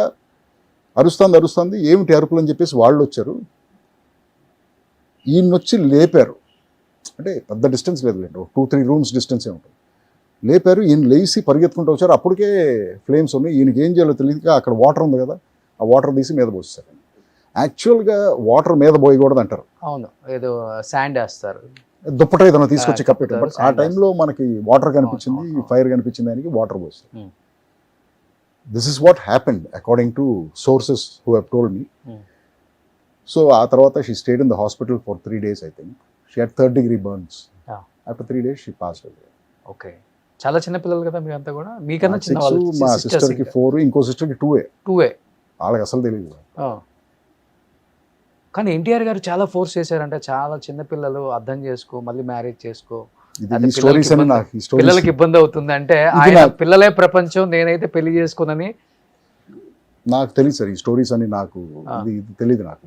బట్ ఇది మాత్రం నేను అర్థం చేసుకుంది ఈ మొత్తం నాకు వచ్చిన ఇన్ఫర్మేషన్ ప్రకారం. మేబీ ఆయన ఫోర్స్ చేసి ఉంటారు సార్. ఎందుకంటే ఆయనకి అప్పుడంతా 28-29 years ఆయనకి ఏజ్. సో ఐఎమ్ షూర్ అని ఉంటారు, చాలామంది అని ఉంటారు కదా, మళ్ళీ చేసుకోమని అడ్వైస్ ఇచ్చేవాళ్ళు ఉంటారు కదా చుట్టుపక్కల. But he chose not to, చేసుకోకూడదు అనుకున్నారు ఆయన. బట్ మీకు రియల్ లైఫ్ లో ఎప్పుడైనా నాన్న హీరో అంటే అప్పుడే అనిపించారు ఇంకా? అంటే పెళ్లి చేసుకోకుండా అసలు ఈ 2 థాట్ years 4 years 6 years పిల్లల్ని పెంచడం చాలా కష్టం. కష్టం. అండ్ దట్ టు అప్పుడెప్పుడు బిజీ అవుతున్నారు యాక్టర్ గా, అవును. ఇంకా చాలా కష్టం. ఆయన పడ్డ స్ట్రగుల్స్ అక్కడికన్నా కూడా ఇక్కడ ఎక్కువ ఉంటాయి ఇంకా. ఇప్పుడు అనిపిస్తాయి అది రెట్రోస్పెక్ట్ లో. లైఫ్ ఎప్పుడు మనకి జరిగేటప్పుడు మనకి దాని గురించి అవగాహన ఉంది. కొంతకాలం అయిన తర్వాత వెనక్కి తిరిగి చూసినప్పుడు మనకు తెలుస్తుంది వాట్ యాక్చువల్లీ హ్యాపెండ్, ఆ టైంలో ఏం జరిగింది, మన ఎలా ఎఫెక్ట్ చేసింది, లేకపోతే మన చుట్టూ మనుషులు ఎలా బిహేవ్ చేశారు, ఇవన్నీ రెట్రోస్పెక్ట్లోనే తెలుస్తాయి మనకి. So yes, much later in life మా ఫాదర్ చేసిన, some people call it a sacrifice, but I think it was his choice. He could have made the other choice. But ఇప్పుడు వచ్చిన ప్రతి ఒక్క లేడీ పిల్లల్ని టెరబుల్గా చూస్తుందని గ్యారంటీ లేదు కదా. అవును, ఎగ్జాక్ట్లీ. మేబీ ఆ చాయిస్ తీసుకుని ఉంటే మరి ఆయన లైఫ్ ఎలా ఉండేదో, మాది ఎలా ఉండేదో తెలియదు కానీ నాకు. బట్ ఈ చాయిస్ ఆయన తీసుకున్నారు. సో అందరం దాన్ని బట్టి పెరగటం. బట్ ఒక ఏజ్ వచ్చిన తర్వాత డెఫినెట్గా మీరు ఫాదర్తో మాట్లాడి ఉంటారు కదా, లైఫ్లో చాలా సాక్రిఫైస్ చేశారు మా గురించి. ఒక ఏజ్ వచ్చిన తర్వాత, మెచ్యూరిటీ వచ్చిన తర్వాత ఎవరితో మా ఫాదర్ డాడీతో అది కూడా డిస్కస్ ఇవన్నీ ఓవర్ట్గా మాట్లాడుకునే మాటలు కాదు బ్రదర్, లోపల ఫీల్ అయ్యే. బట్ ఆయనకి ఎక్కువ ఉంటుంది కదా అట్లా. ఆయన కూడా మమ్మల్ని ఎప్పుడు అలా అనలేదు బ్రదర్, నేను ఇంత సాక్రిఫైస్ చేశాను మీకోసం. అసలు అలాంటి టాపిక్స్ కానీ అలాంటి ఓవర్ట్ ఎమోషన్స్ కానీ ఏమి లేవు. We just lived our lives. మీరేం చేశారో మాకు తెలుసు, మా కోసం. So we behaved with the same respect and అలాగే ఉన్నాం. సో ఆయనకి తెలుసు ఆయన మా కోసం ఏం చేశారు. బట్ ఆయన మా ఫేస్లో ఎప్పుడు రుద్దలేదు, నేను మీకోసం ఇది చేశాను, నేను మీకోసం ఇది చేశాను. అసలు ఎప్పుడు అసలు ఆ టాపికే తీసుకురాలేదు. కానీ ఆ అమ్మ ఆయన లైఫ్లో నుంచి పోయిన తర్వాత ఆడవాళ్ళంటే బీభత్సమైన రెస్పెక్ట్ ఇంకా ఎక్కువ వచ్చింది కదా ఆయనకి. అది మీరు ఆయన అడుగుంటలేదు. అంటే అంత లోతుకి వెళ్ళలేదు బ్రదర్ నేను ఎప్పుడు ఆయనతో ఏంటి అని చెప్పేసి. బట్ బయట నాకు చెప్పేది ఏంటంటే he is a very happy man. ఎప్పుడు జాలీగా జోవియల్గా ఉంటాడు ఆయన, ఎప్పుడు జోకులు వేస్తూ ఉంటాడు. సమ్ టైమ్స్ అందరికీ యాక్సెప్ట్ అయ్యే జోక్స్ కాకపోవచ్చేమో, but he was always joking and ఎప్పుడు సరదా. నేను ఇప్పుడు నాకేం తెలుస్తుందంటే, నేను ఇండస్ట్రీలో చాలామందిని కలుస్తూ ఉంటాను కదా, నన్ను చాలామందిని కలుస్తూ ఉంటారు. ఏది టెక్నీషియన్స్ కానీ, ఆర్టిస్టులు, చిన్న చిన్న ఆర్టిస్టులు, రకరకాల. నేను కలిసిన ప్రతి ఒక్కరికి మా ఫాదర్తో ఏదో ఒక యూనిక్ ఎక్స్పీరియన్స్ వాళ్ళకి లైఫ్ లాంగ్ గుర్తుండిపోయేలాగా. సార్ మా అబ్బాయికి స్కూల్లో సీట్ రాకపోతే నాన్నగారు నాతో వచ్చి ఆ సీట్ ఇప్పించారు సార్, ఎవడో చెప్తాడు. సార్ నేను ఓ రోజు షూటింగ్లో దెబ్బ తగిలి పడిపోతే నాన్నగారు తీసుకెళ్ళి నన్ను హాస్పిటల్లో జాయిన్ చేశారు సార్. సార్ నా దగ్గర ఆ రోజు డబ్బులు లేవు సార్, నాన్నగారు మా ఇంటికి వచ్చి డబ్బులు ఇచ్చి మరీ వెళ్ళారు sir. So many people in the industry, నేను చెప్పేది వందల పీపుల్ నాకు ఇలాంటి ఎక్స్పీరియన్స్ చెప్పారు మా ఫాదర్ గురించి. ఒక విధంగా నాకు వాళ్ళ ద్వారా మా ఫాదర్ గురించి ఇంకా ఎక్కువ తెలవడం స్టార్ట్ అయింది. కానీ నేను నాన్నగారితో వైఫ్ రోల్ చేసిన వాళ్ళని ఒక 14-15 మందికి కాల్ చేసి ఉంటాను నైట్ మీరు వస్తున్నారు అనేసరికి. కొంచెం కోపిష్టి ఉన్నట్లుగా మాట్లాడేస్తారు, ఆయనకి ఇంకేం ఉండదు లోపల, ముఖాన మాట్లాడేస్తారు, కొట్టినట్టు ఉంటుంది ఆయన మాట. ఆ విషయంలో కొంచెం కాంట్రవర్షియల్గా ఉంటారు. కానీ ఒక ఆడ మనిషిని చూశారు అంటే ఆయన ఇచ్చే గౌరవం ఇండస్ట్రీలో ఇంకే వ్యక్తి ఇవ్వరు రోషన్. అలాంటి గొప్ప మనిషి ఆయన అని ప్రతి ఒక్కరు ఇదే చెప్పారు. గుడ్. అప్పుడు అనిపించింది ఆయన చేసిన క్యారెక్టర్స్ కి సంబంధమే లేదు. ఎవరు నంబర్ అసలు మా ఫాదర్ని చూస్తే అందరూ ఈయన ఫుల్ బాటిల్ వేస్తాడు రా బాబు అనుకుంటారు కదా. అవును, ఆయన అసలు టీ కాఫీ కూడా తాగరు. అవునా? Is a teetotaller. Tea coffee కూడా తాగరు. నేనన్నా కొంచెం బ్లాక్ కాఫీ ఏదైనా తాగుతాను కానీ టీ కాఫీ తాగరు. He doesn't smoke, he doesn't drink. అసలు ఏ అలవాటు లేదు ఆయనకి, జీరో, లైఫ్ లాంగ్. ఓకే, అసలు నంబర్ ఎవరు. కానీ భర్త కన్నా భార్య ముందు పోతే భర్తలు చాలా డౌన్ అయిపోతారు, డిప్రెషన్లోకి వెళ్ళిపోతారు, ఎక్కువ సంవత్సరాలు బతకరు అంటారు. కానీ దానికి ఫుల్ ఎగ్జాంపుల్ నాన్నగారు. అంటే మీరు చెప్పే వాళ్ళు ఎవరంటే they are like love birds. Love birds మీరు ఒక కేజీలో పెట్టి పెంచుతారు. చాలా రోజుల తర్వాత ఒక లవ్ బర్డ్ చచ్చిపోయిన తర్వాత ఇంకో లవ్ బర్డ్ చచ్చిపోతుంది. లైఫ్లో 40-50 సంవత్సరాలు కాపురం చేసిన వాళ్ళు ఉంటారు, husband and wife life lead చేసిన వాళ్ళు.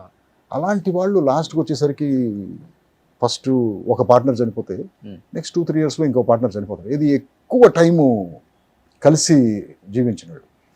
బట్ మా ఫాదరు మదర్ది ఎంత టైం అసలు, అది ఒక 8-9 years, 6-7 years, 7-8 years అంతే. So they didn't spend a lot of time together. కానీ నాన్నగారు కూడా చాలా హెల్దీగా ఉన్నారు కదా లాస్ట్ దాకా. First innings, second innings, third innings అని చెప్పొచ్చు ఆయన యాక్టింగ్ కెరీర్ అవును. కూడా చెప్పాలంటే. చాలా పెద్ద కెరియర్, చాలా పెద్ద కెరీర్. 1200, 1300 సినిమాలు చేసి ఉంటారు. 55 years కెరియర్. 3 generations తో వర్క్ చేశారు. అవును. పెద్ద ఎన్టీఆర్, బాలకృష్ణ, జూనియర్ ఎన్టీఆర్, అవును. ఏఎన్ఆర్, నాగార్జున, ఇలా సినిమాలు. అదే చెప్తున్నాను. బట్ ఏంటి ఒక్కసారిగా నాన్నగారు చనిపోయారని న్యూస్ వినగానే నేను ఇంటికి వచ్చాను. షాక్ అయ్యింది.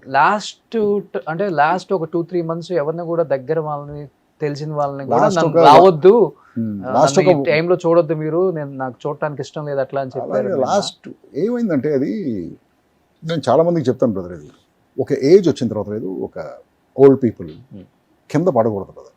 బాత్రూంలో జారి పడటం కానీ, మెట్ల మీద నుంచి పడటం కానీ, ఏ విషయం గురించి అయినా ఓకే కింద మాత్రం పడకూడదు. ఎప్పుడైతే ఆ ఫస్ట్ పడతారో, ఫస్ట్ ఫాల్ జరుగుతుందో, సపోజ్ ఒక చిన్న ఫ్రాక్చర్ ఇది అయిందనుకోండి, అక్కడ నుంచి వాళ్ళ కాన్ఫిడెన్స్ పోతుంది ఎవరికైనా సరే. సో ఆ పడకుండా జాగ్రత్త పడాలి మనం, ఓల్డ్ పేరెంట్స్ని కానీ గ్రాండ్ పేరెంట్స్ని కానీ. ఆయన చాలా జాగ్రత్తగా ఉంటారు. ఆయన యాక్చువల్గా ఆయన డిసిప్లిన్ అవన్నీ చాలా పర్ఫెక్ట్గా ఉంటాయి.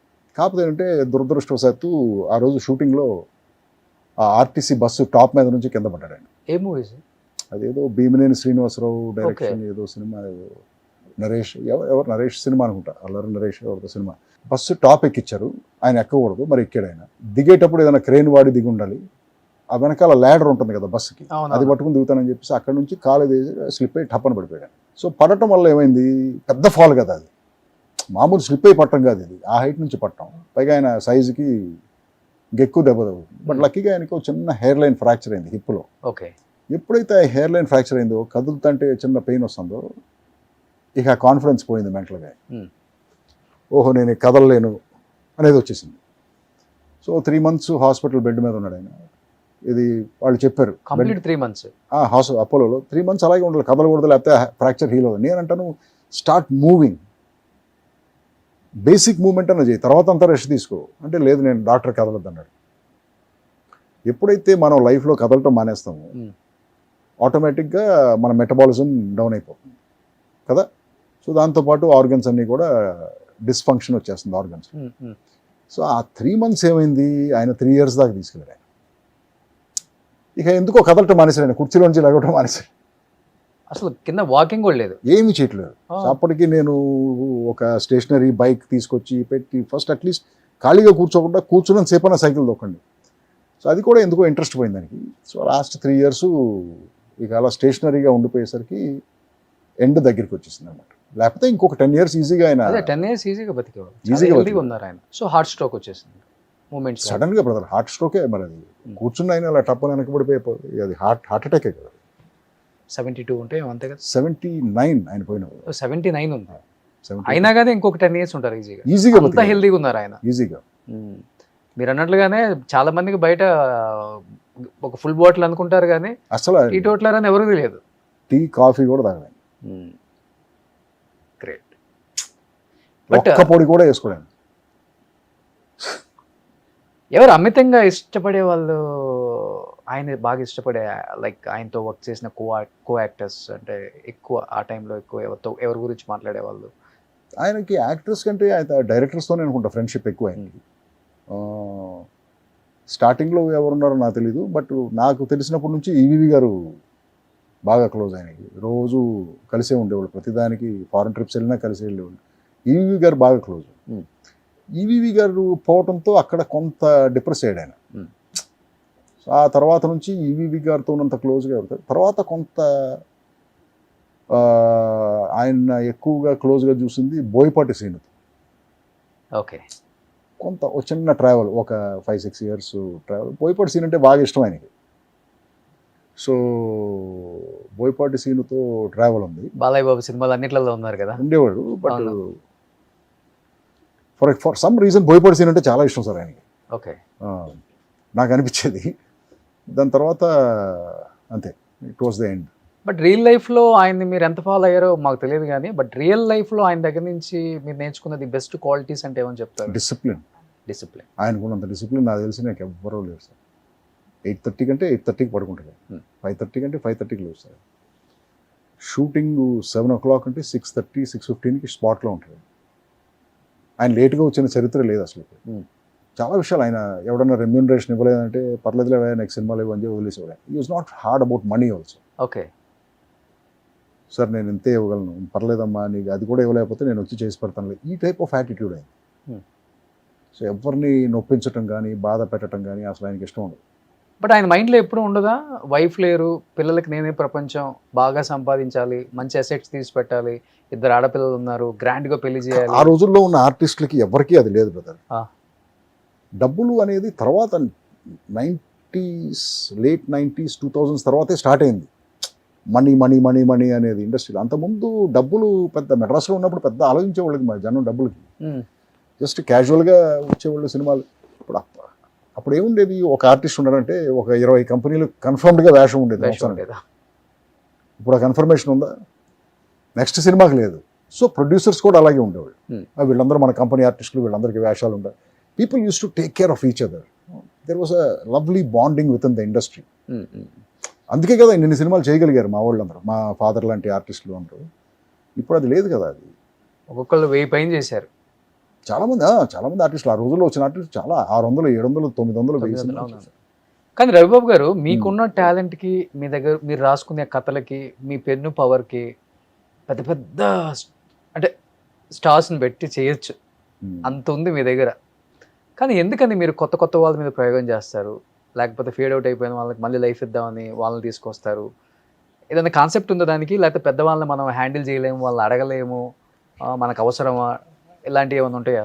ఒక పెద్ద హీరోతో ఇంటరాక్ట్ అయింది, నాకు కథ చెప్పొచ్చు కదా అన్నాడు ఆ హీరో. నేను కథ చెప్తాను, బట్ నేను నీకు కథ చెప్పే ముందు నువ్వు ప్రొడ్యూసర్ని కన్ఫర్మ్ చేసి ప్రొడక్షన్ని కన్ఫర్మ్ చేయ అన్నాడు. అంటే ఏంటి దాని మీనింగ్? పలానా వాడు ఈ సినిమాకి ప్రొడ్యూసరు, ఎస్ కన్ఫర్మ్డ్గా మనం ఈ సినిమా చేస్తున్నాం అని కన్ఫర్మేషన్ ఇస్తే నేను వచ్చి నీకు కథ చెప్తాను. అదేలా చెప్తాను, ముందు నువ్వు కథ చెప్తే కదా, నా కథ నచ్చితే కదా నేను తర్వాత చెప్తాను. See that is the problem for me. నేను ఒక 6 నెలలు కథ చేసి నేను నీ దగ్గరికి వచ్చి కూర్చుంటాను, నువ్వు 1 గంట అయిన తర్వాత ఇంకో కథ తీసుకురా అంటావు. నాకు 6 నెలలు పోయింది కదా ఇక్కడ, అవునా కదా? ఓకే. అంటే నా టైంకి నీకు రెస్పెక్ట్ లేదు. సో అందుకే నేనేం అడిగాను, నిన్ను ఎస్ కన్ఫర్మ్డ్గా సినిమా చేస్తున్నావు అని చెప్పు, నేను 6 నెలలు కూర్చుంటాను.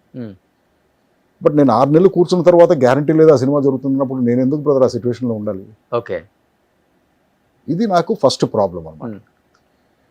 తర్వాత రెండో ప్రాబ్లం ఏమొచ్చిందంటే, నేను ఇలాంటి ఇన్నోవేటివ్ కాన్సెప్ట్స్ ఫిల్మ్స్ చేద్దాం అనుకునేవాడిని. నేను ఇందులో ఏ కథ నీకు తీసుకొచ్చి చెప్పినా నువ్వు చెయ్యవు, నాకు క్లియర్గా అర్థమవుతుంది. అసలు నేను ట్రై చేయటం ఎందుకు అంటున్నాను. నేను ఆల్రెడీ ట్రై చేశారు? ట్రై చేయలేదు నేను, జస్ట్ నన్ను ఎవరో అడిగితే కథ చెప్పమని ఈ క్వశ్చన్ అడిగాను కదా. పెద్ద హీరోనే, ఓకే, చాలా పెద్ద హీరో అతను, ఇప్పుడు కూడా పెద్ద హీరో. ఓకే. సో అందుకని ఇక ఆ రూట్లో వెళ్ళలేదు నేను. మనకి టైం ఇంపార్టెంట్. ఎన్ని సంవత్సరాలు తీస్తాం సినిమాలు తీస్తే మ్యాక్సిమం బట్ మనం తీయటానికి బొచ్చడి కథలు ఉన్నాయి, ఐడియాలు మన మైండ్లో, బట్ ఇవన్నీ కూడా చేయలేము మనకున్న టైంకి. So I don't want to waste time. పెద్ద హీరోతో సినిమా పెట్టుకుంటే 2 ఏళ్ళు అవుతుందో 3 ఏళ్ళు అవుతుందో చెప్పలేము. అంత టైంలో నేను 3-4 ఇంట్రెస్టింగ్ సినిమాలు, నాకు నచ్చిన సినిమాలు తీసుకుంటాను. ఓకే. నాకు అది సినిమా సైజ్ కాదు కదా important, the power of the idea కదా ఇంపార్టెంట్. నేను కొత్త కథ తీయగలిగానా లేదా అది ఇంపార్టెంట్ నాకు, అంతేగాని అడెవడో పెద్ద స్టారో కాదో అది ఇంపార్టెంట్ కాదు నాకు. ఈ రీజన్ వల్ల నేను పెద్ద హీరోస్ దగ్గరికి వెళ్ళలేదు, అప్రోచ్ అవ్వలేదు, చేయలేదు. అది సూపర్ అసలుకి. సో క్వాంటిటీ కన్నా quality important. Exactly. Okay. Always. Great అది.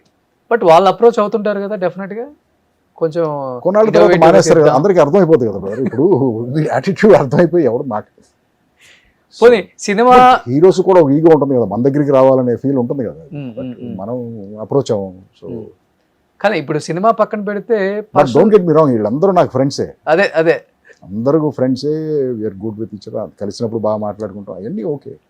బట్ ప్రొఫెషన్కి వచ్చేసరికి నా ఐడియాలజీ వేరు, నీ ఐడియా. కానీ రెగ్యులర్గా డప్పు కొట్టి భజన చేసే డైరెక్టర్స్ కన్నా కూడా మీలాంటి క్యారెక్టర్ ఉన్న డైరెక్టర్స్ని ఎక్కువ ఇష్టపడతారు ఇండస్ట్రీ. కాదు అది బయట పడలేరు అంతే. అంటే ఇప్పుడు కాదు బ్రదర్, ఇప్పుడు ప్రొడ్యూసరే పవర్ఫుల్ అన్న ఇండస్ట్రీ నుంచి హీరోనే పవర్ఫుల్ అన్న ఇండస్ట్రీ స్టేటస్కి వచ్చేసాం కదా మనం. ఓకే. సో ఇది మరి ఎవరి దగ్గర పవర్ ఉంటే వాళ్ళ దగ్గరికే కదా, బెల్లం దగ్గరికి చేమలు చేరినట్టు. ఇప్పుడు డైరెక్టర్ అయినా హీరోలైనా ఆ హీరో దగ్గరికే, డైరెక్టర్ అయినా ప్రొడ్యూసర్ అయినా ఆ హీరో దగ్గరికే వెళ్తారు కదా. మరి హీరోనే డిసైడింగ్ ఫ్యాక్టర్ కదా. కథ ఓకే చేసేది హీరోని చూసే సినిమాలకు వస్తున్నారు మరి.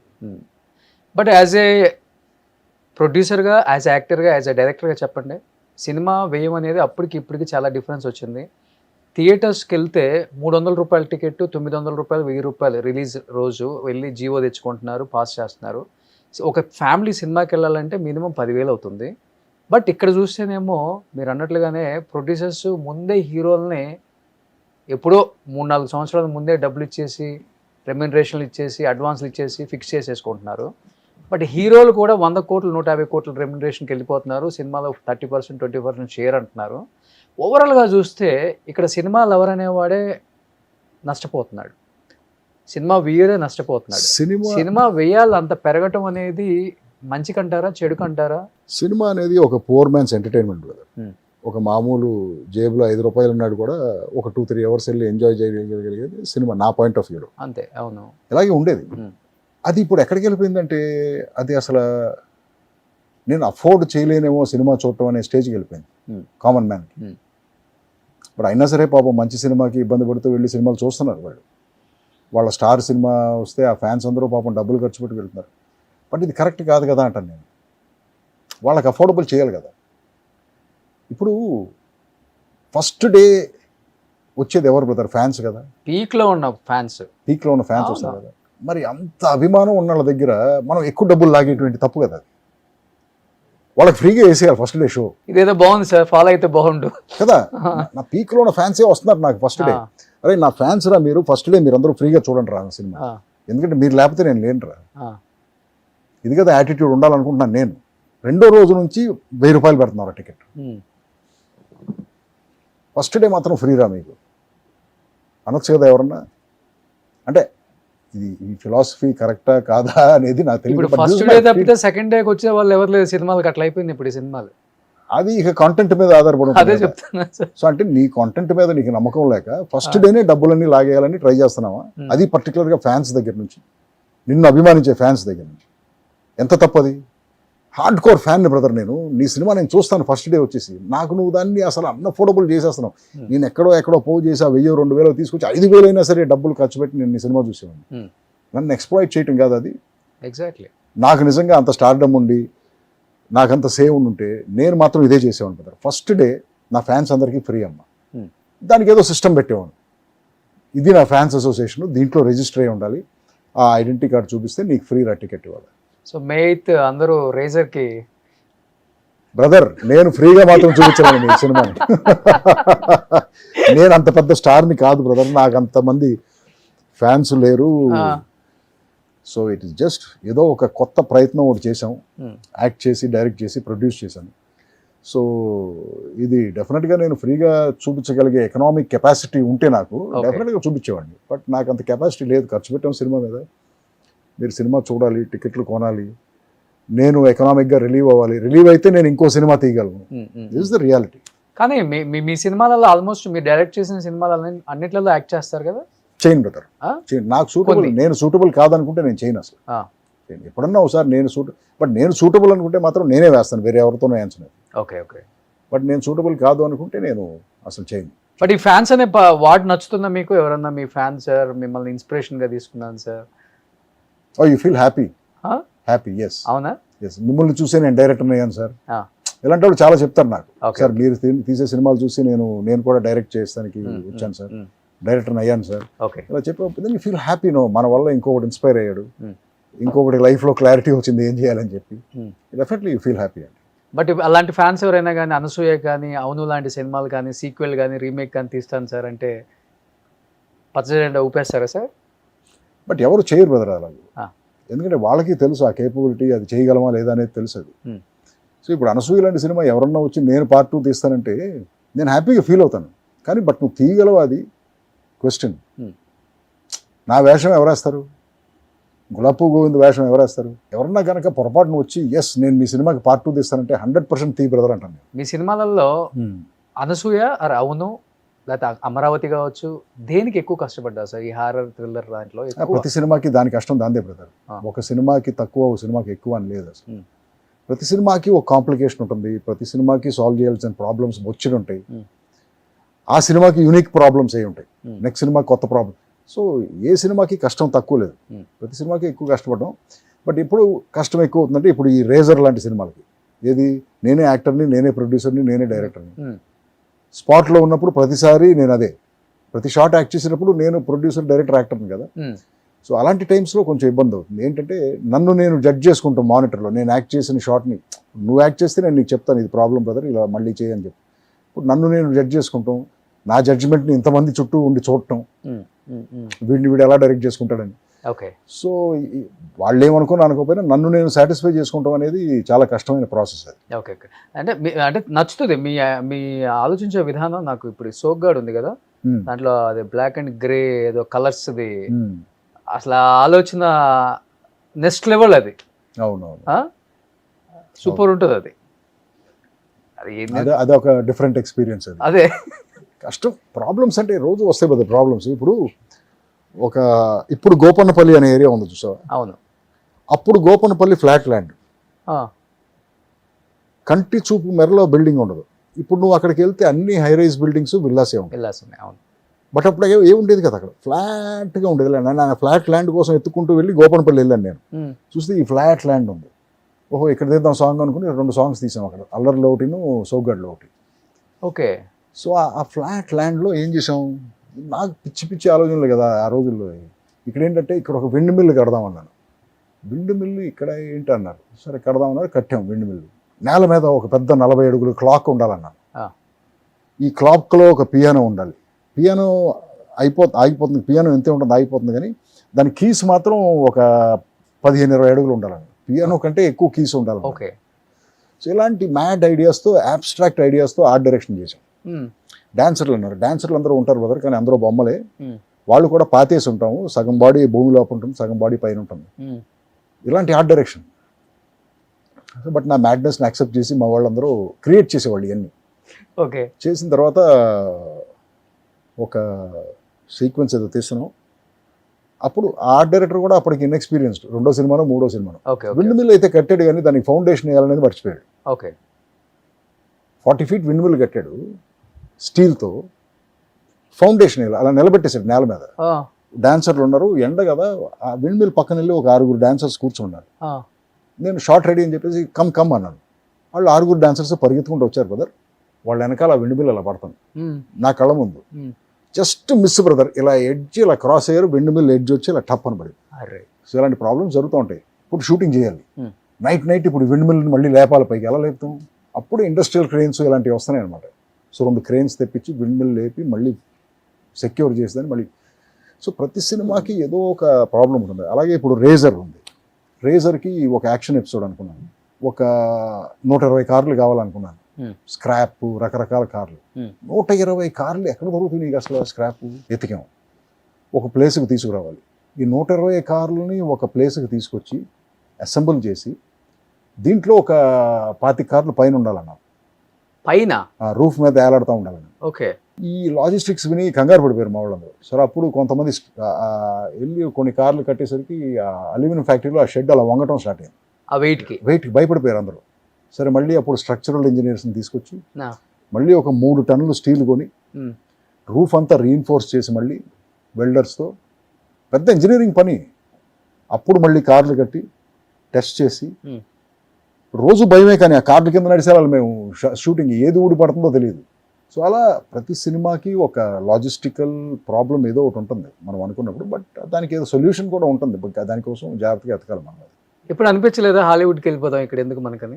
ఎప్పుడు అనిపించలేదు బ్రదర్, ఎప్పుడు అనిపించలేదు. కోర్స్ కూడా అక్కడే చేసి వచ్చారు కదా. అంటే ఎప్పుడు అనిపించలేదు. అంటే మనం కంటిన్యూస్గా సినిమా తర్వాత సినిమా చేసుకుంటూ వెళ్ళిపోతాం. Hmm. సో సినిమా అనేది అక్కడ చేసినా ఇక్కడ చేసినా ఒకటే బ్రదర్. Hmm. ఆ క్రియేటివ్ కిక్ అదే కదా.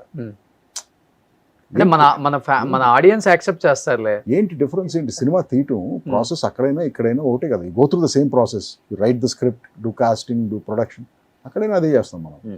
ఈ టైటిల్స్ కూడా డిఫరెంట్గా ఉంటాయి సార్, మీకే వస్తుంది ఆలోచన? ఏం టైటిల్స్? ఈ మ్యాడ్ ఆలోచన, cinema titles. Cinema titles yeah, అంటే ఆ టైంకి అనిపిస్తుంది బ్రదర్ ఏం టైటిల్ పెట్టాలి. నేనేం చూస్ చేస్తానంటే బాగా ఈజీగా ఉన్న వర్డ్స్ కోసం వెతుక్కుంటాను. క్యాచీగా ఉండాలి, క్యాచీగా, తొందరగా కనెక్ట్ అవ్వాలి. మీకు తొందరగా కనెక్ట్ అయిందంటే గుర్తుండిపోద్ది కదా. రేజర్ కూడా అలాంటి మాటే. అదే రేజర్ అంటే అందరికీ తెలుసు కదా, అది గడ్డాన్ని తీసుకునే ప్రతి ఒక్కరికి రేజర్ అంటే ఏంటో రేజర్ తెలుసు. అంటే తెలుస్తుంది. సో అది అందుకు పెట్టాను. తర్వాత ఆ రేజర్లో మాత్రం ఈసారి టైటిల్ పెట్టేటప్పుడు ఆర్ అనే అక్షరం, ఓ అనే అక్షరం కంపల్సరీగా ఉండాలని అలాంటి టైటిల్ కోసం వెతికాం. ఆర్ ఓ ఓ రేజర్లో ఉంది కదా, ఆరు ఓ ఉన్నాయి, అలా ఆర్ అండ్ ఓ కంపల్సరీగా ఉండే పేరే కావాలనుకుని దానికోసం వెతికి రేజర్ అని ఫిక్స్ చేసాం. ఓకే. దానికి ఒక రీజన్ ఉంది. సెంటిమెంట్ ఫీల్ అవుతారు అట్లా? సెంటిమెంట్ కాదు, it is Numerological. Scientific reason. Okay. Numerology కూడా కాదు.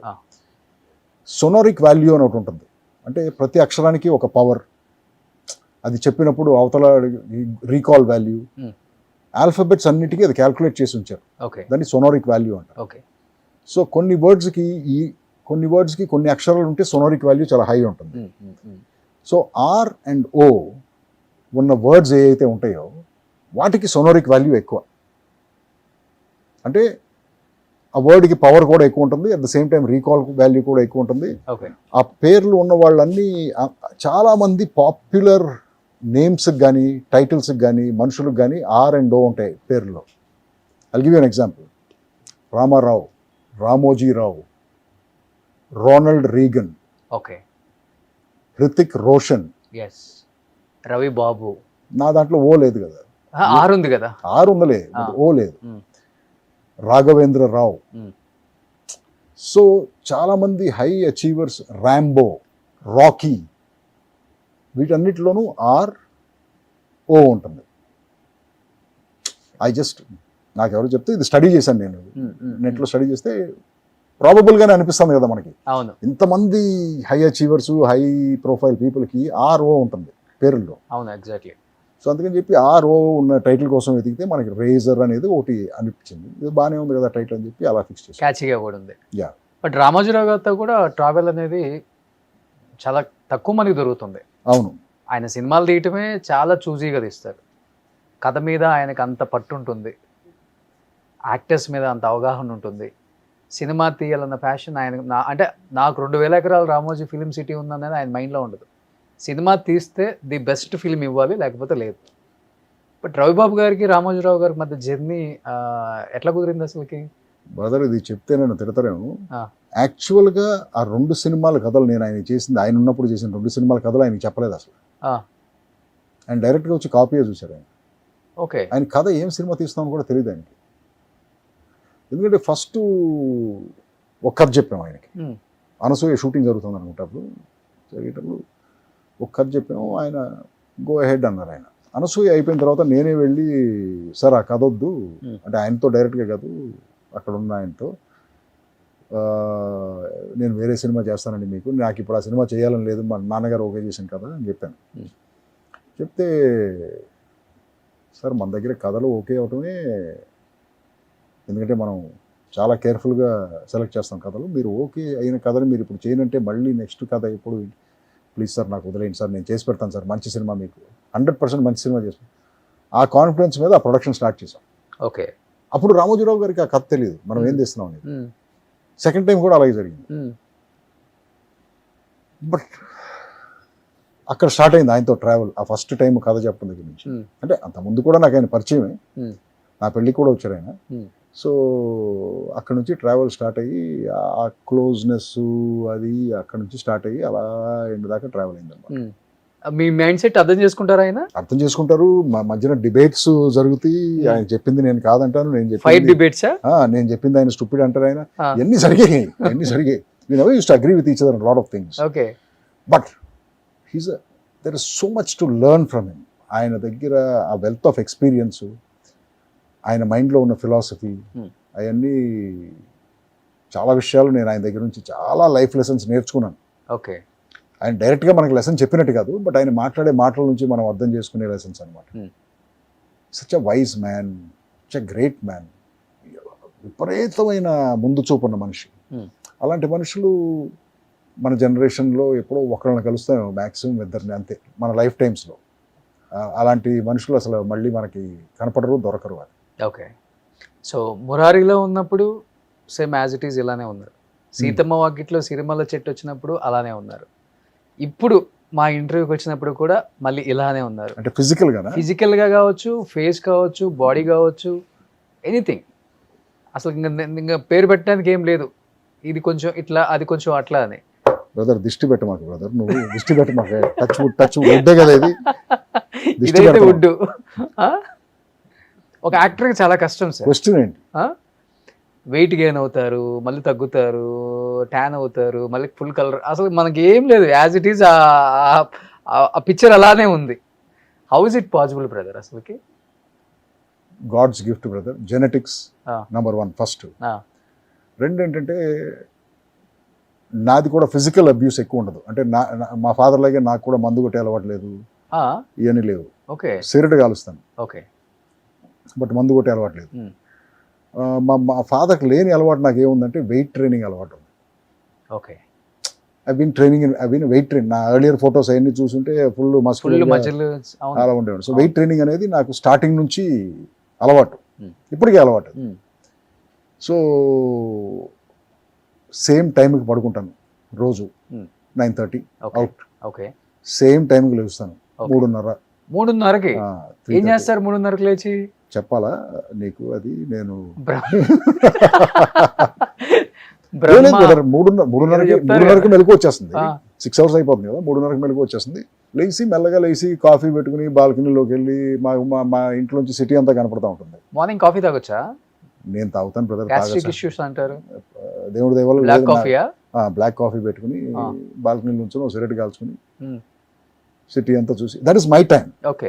ఆ టైంలో మనకి ఎవ్వరికి మన దగ్గర నుంచి ఏమీ అవసరం లేదు. ఓకే. ఫ్యామిలీకి కానీ, ఫ్రెండ్స్కి కానీ, ప్రొఫెషనల్స్ కానీ, it's your time, your thoughts, man time అంటారు దాన్ని. అవును. సో నా టైం అది. ఒక అరగంట స్పెండ్ చేసి రెడీ అయిపోయి 4:30, 4:45 జిమ్కి వెళ్ళిపోతాను. 6:15 దాకా జిమ్లో ఉంటాం. Anyway that is my morning routine. Same food తింటాం. ఏం తింటారు? ఇడ్లీ, దోశ? నేను ఒక 12 సంవత్సరాలు చెప్పాను కదా, సేమ్ బ్రేక్ఫాస్ట్ తిన్నాను, egg white omelette. Early morning. చేసే వాళ్ళకి బోర్ కొడుతుంది కానీ నాకు బోర్ కొట్టదు. సో ఇలాంటి విషయాల్లో చాలా డిసిప్లిన్గా ఉంటాను. ఇది సేమ్ ఫుడ్ తింటాం, సేమ్ క్వాంటిటీ ఆఫ్ ఫుడ్ తింటాం. ఎగ్ ఆమ్లెట్స్ ఒక 2-3 వాట్ ఎవర్ ఏం తిన్నా మరి రఫ్గా అదే క్వాంటిటీ. సేమ్ టైంకి పడుకుంటాం, సేమ్ టైంకి లేకపోవటం, ఎక్సర్సైజ్ చేయటం. ఇంతకు మించి నేనేం చేయట్లేదు. రైస్ తింటారా? అన్నీ తింటాను. ఆఫ్టర్నూన్ అన్నీ తింటాను.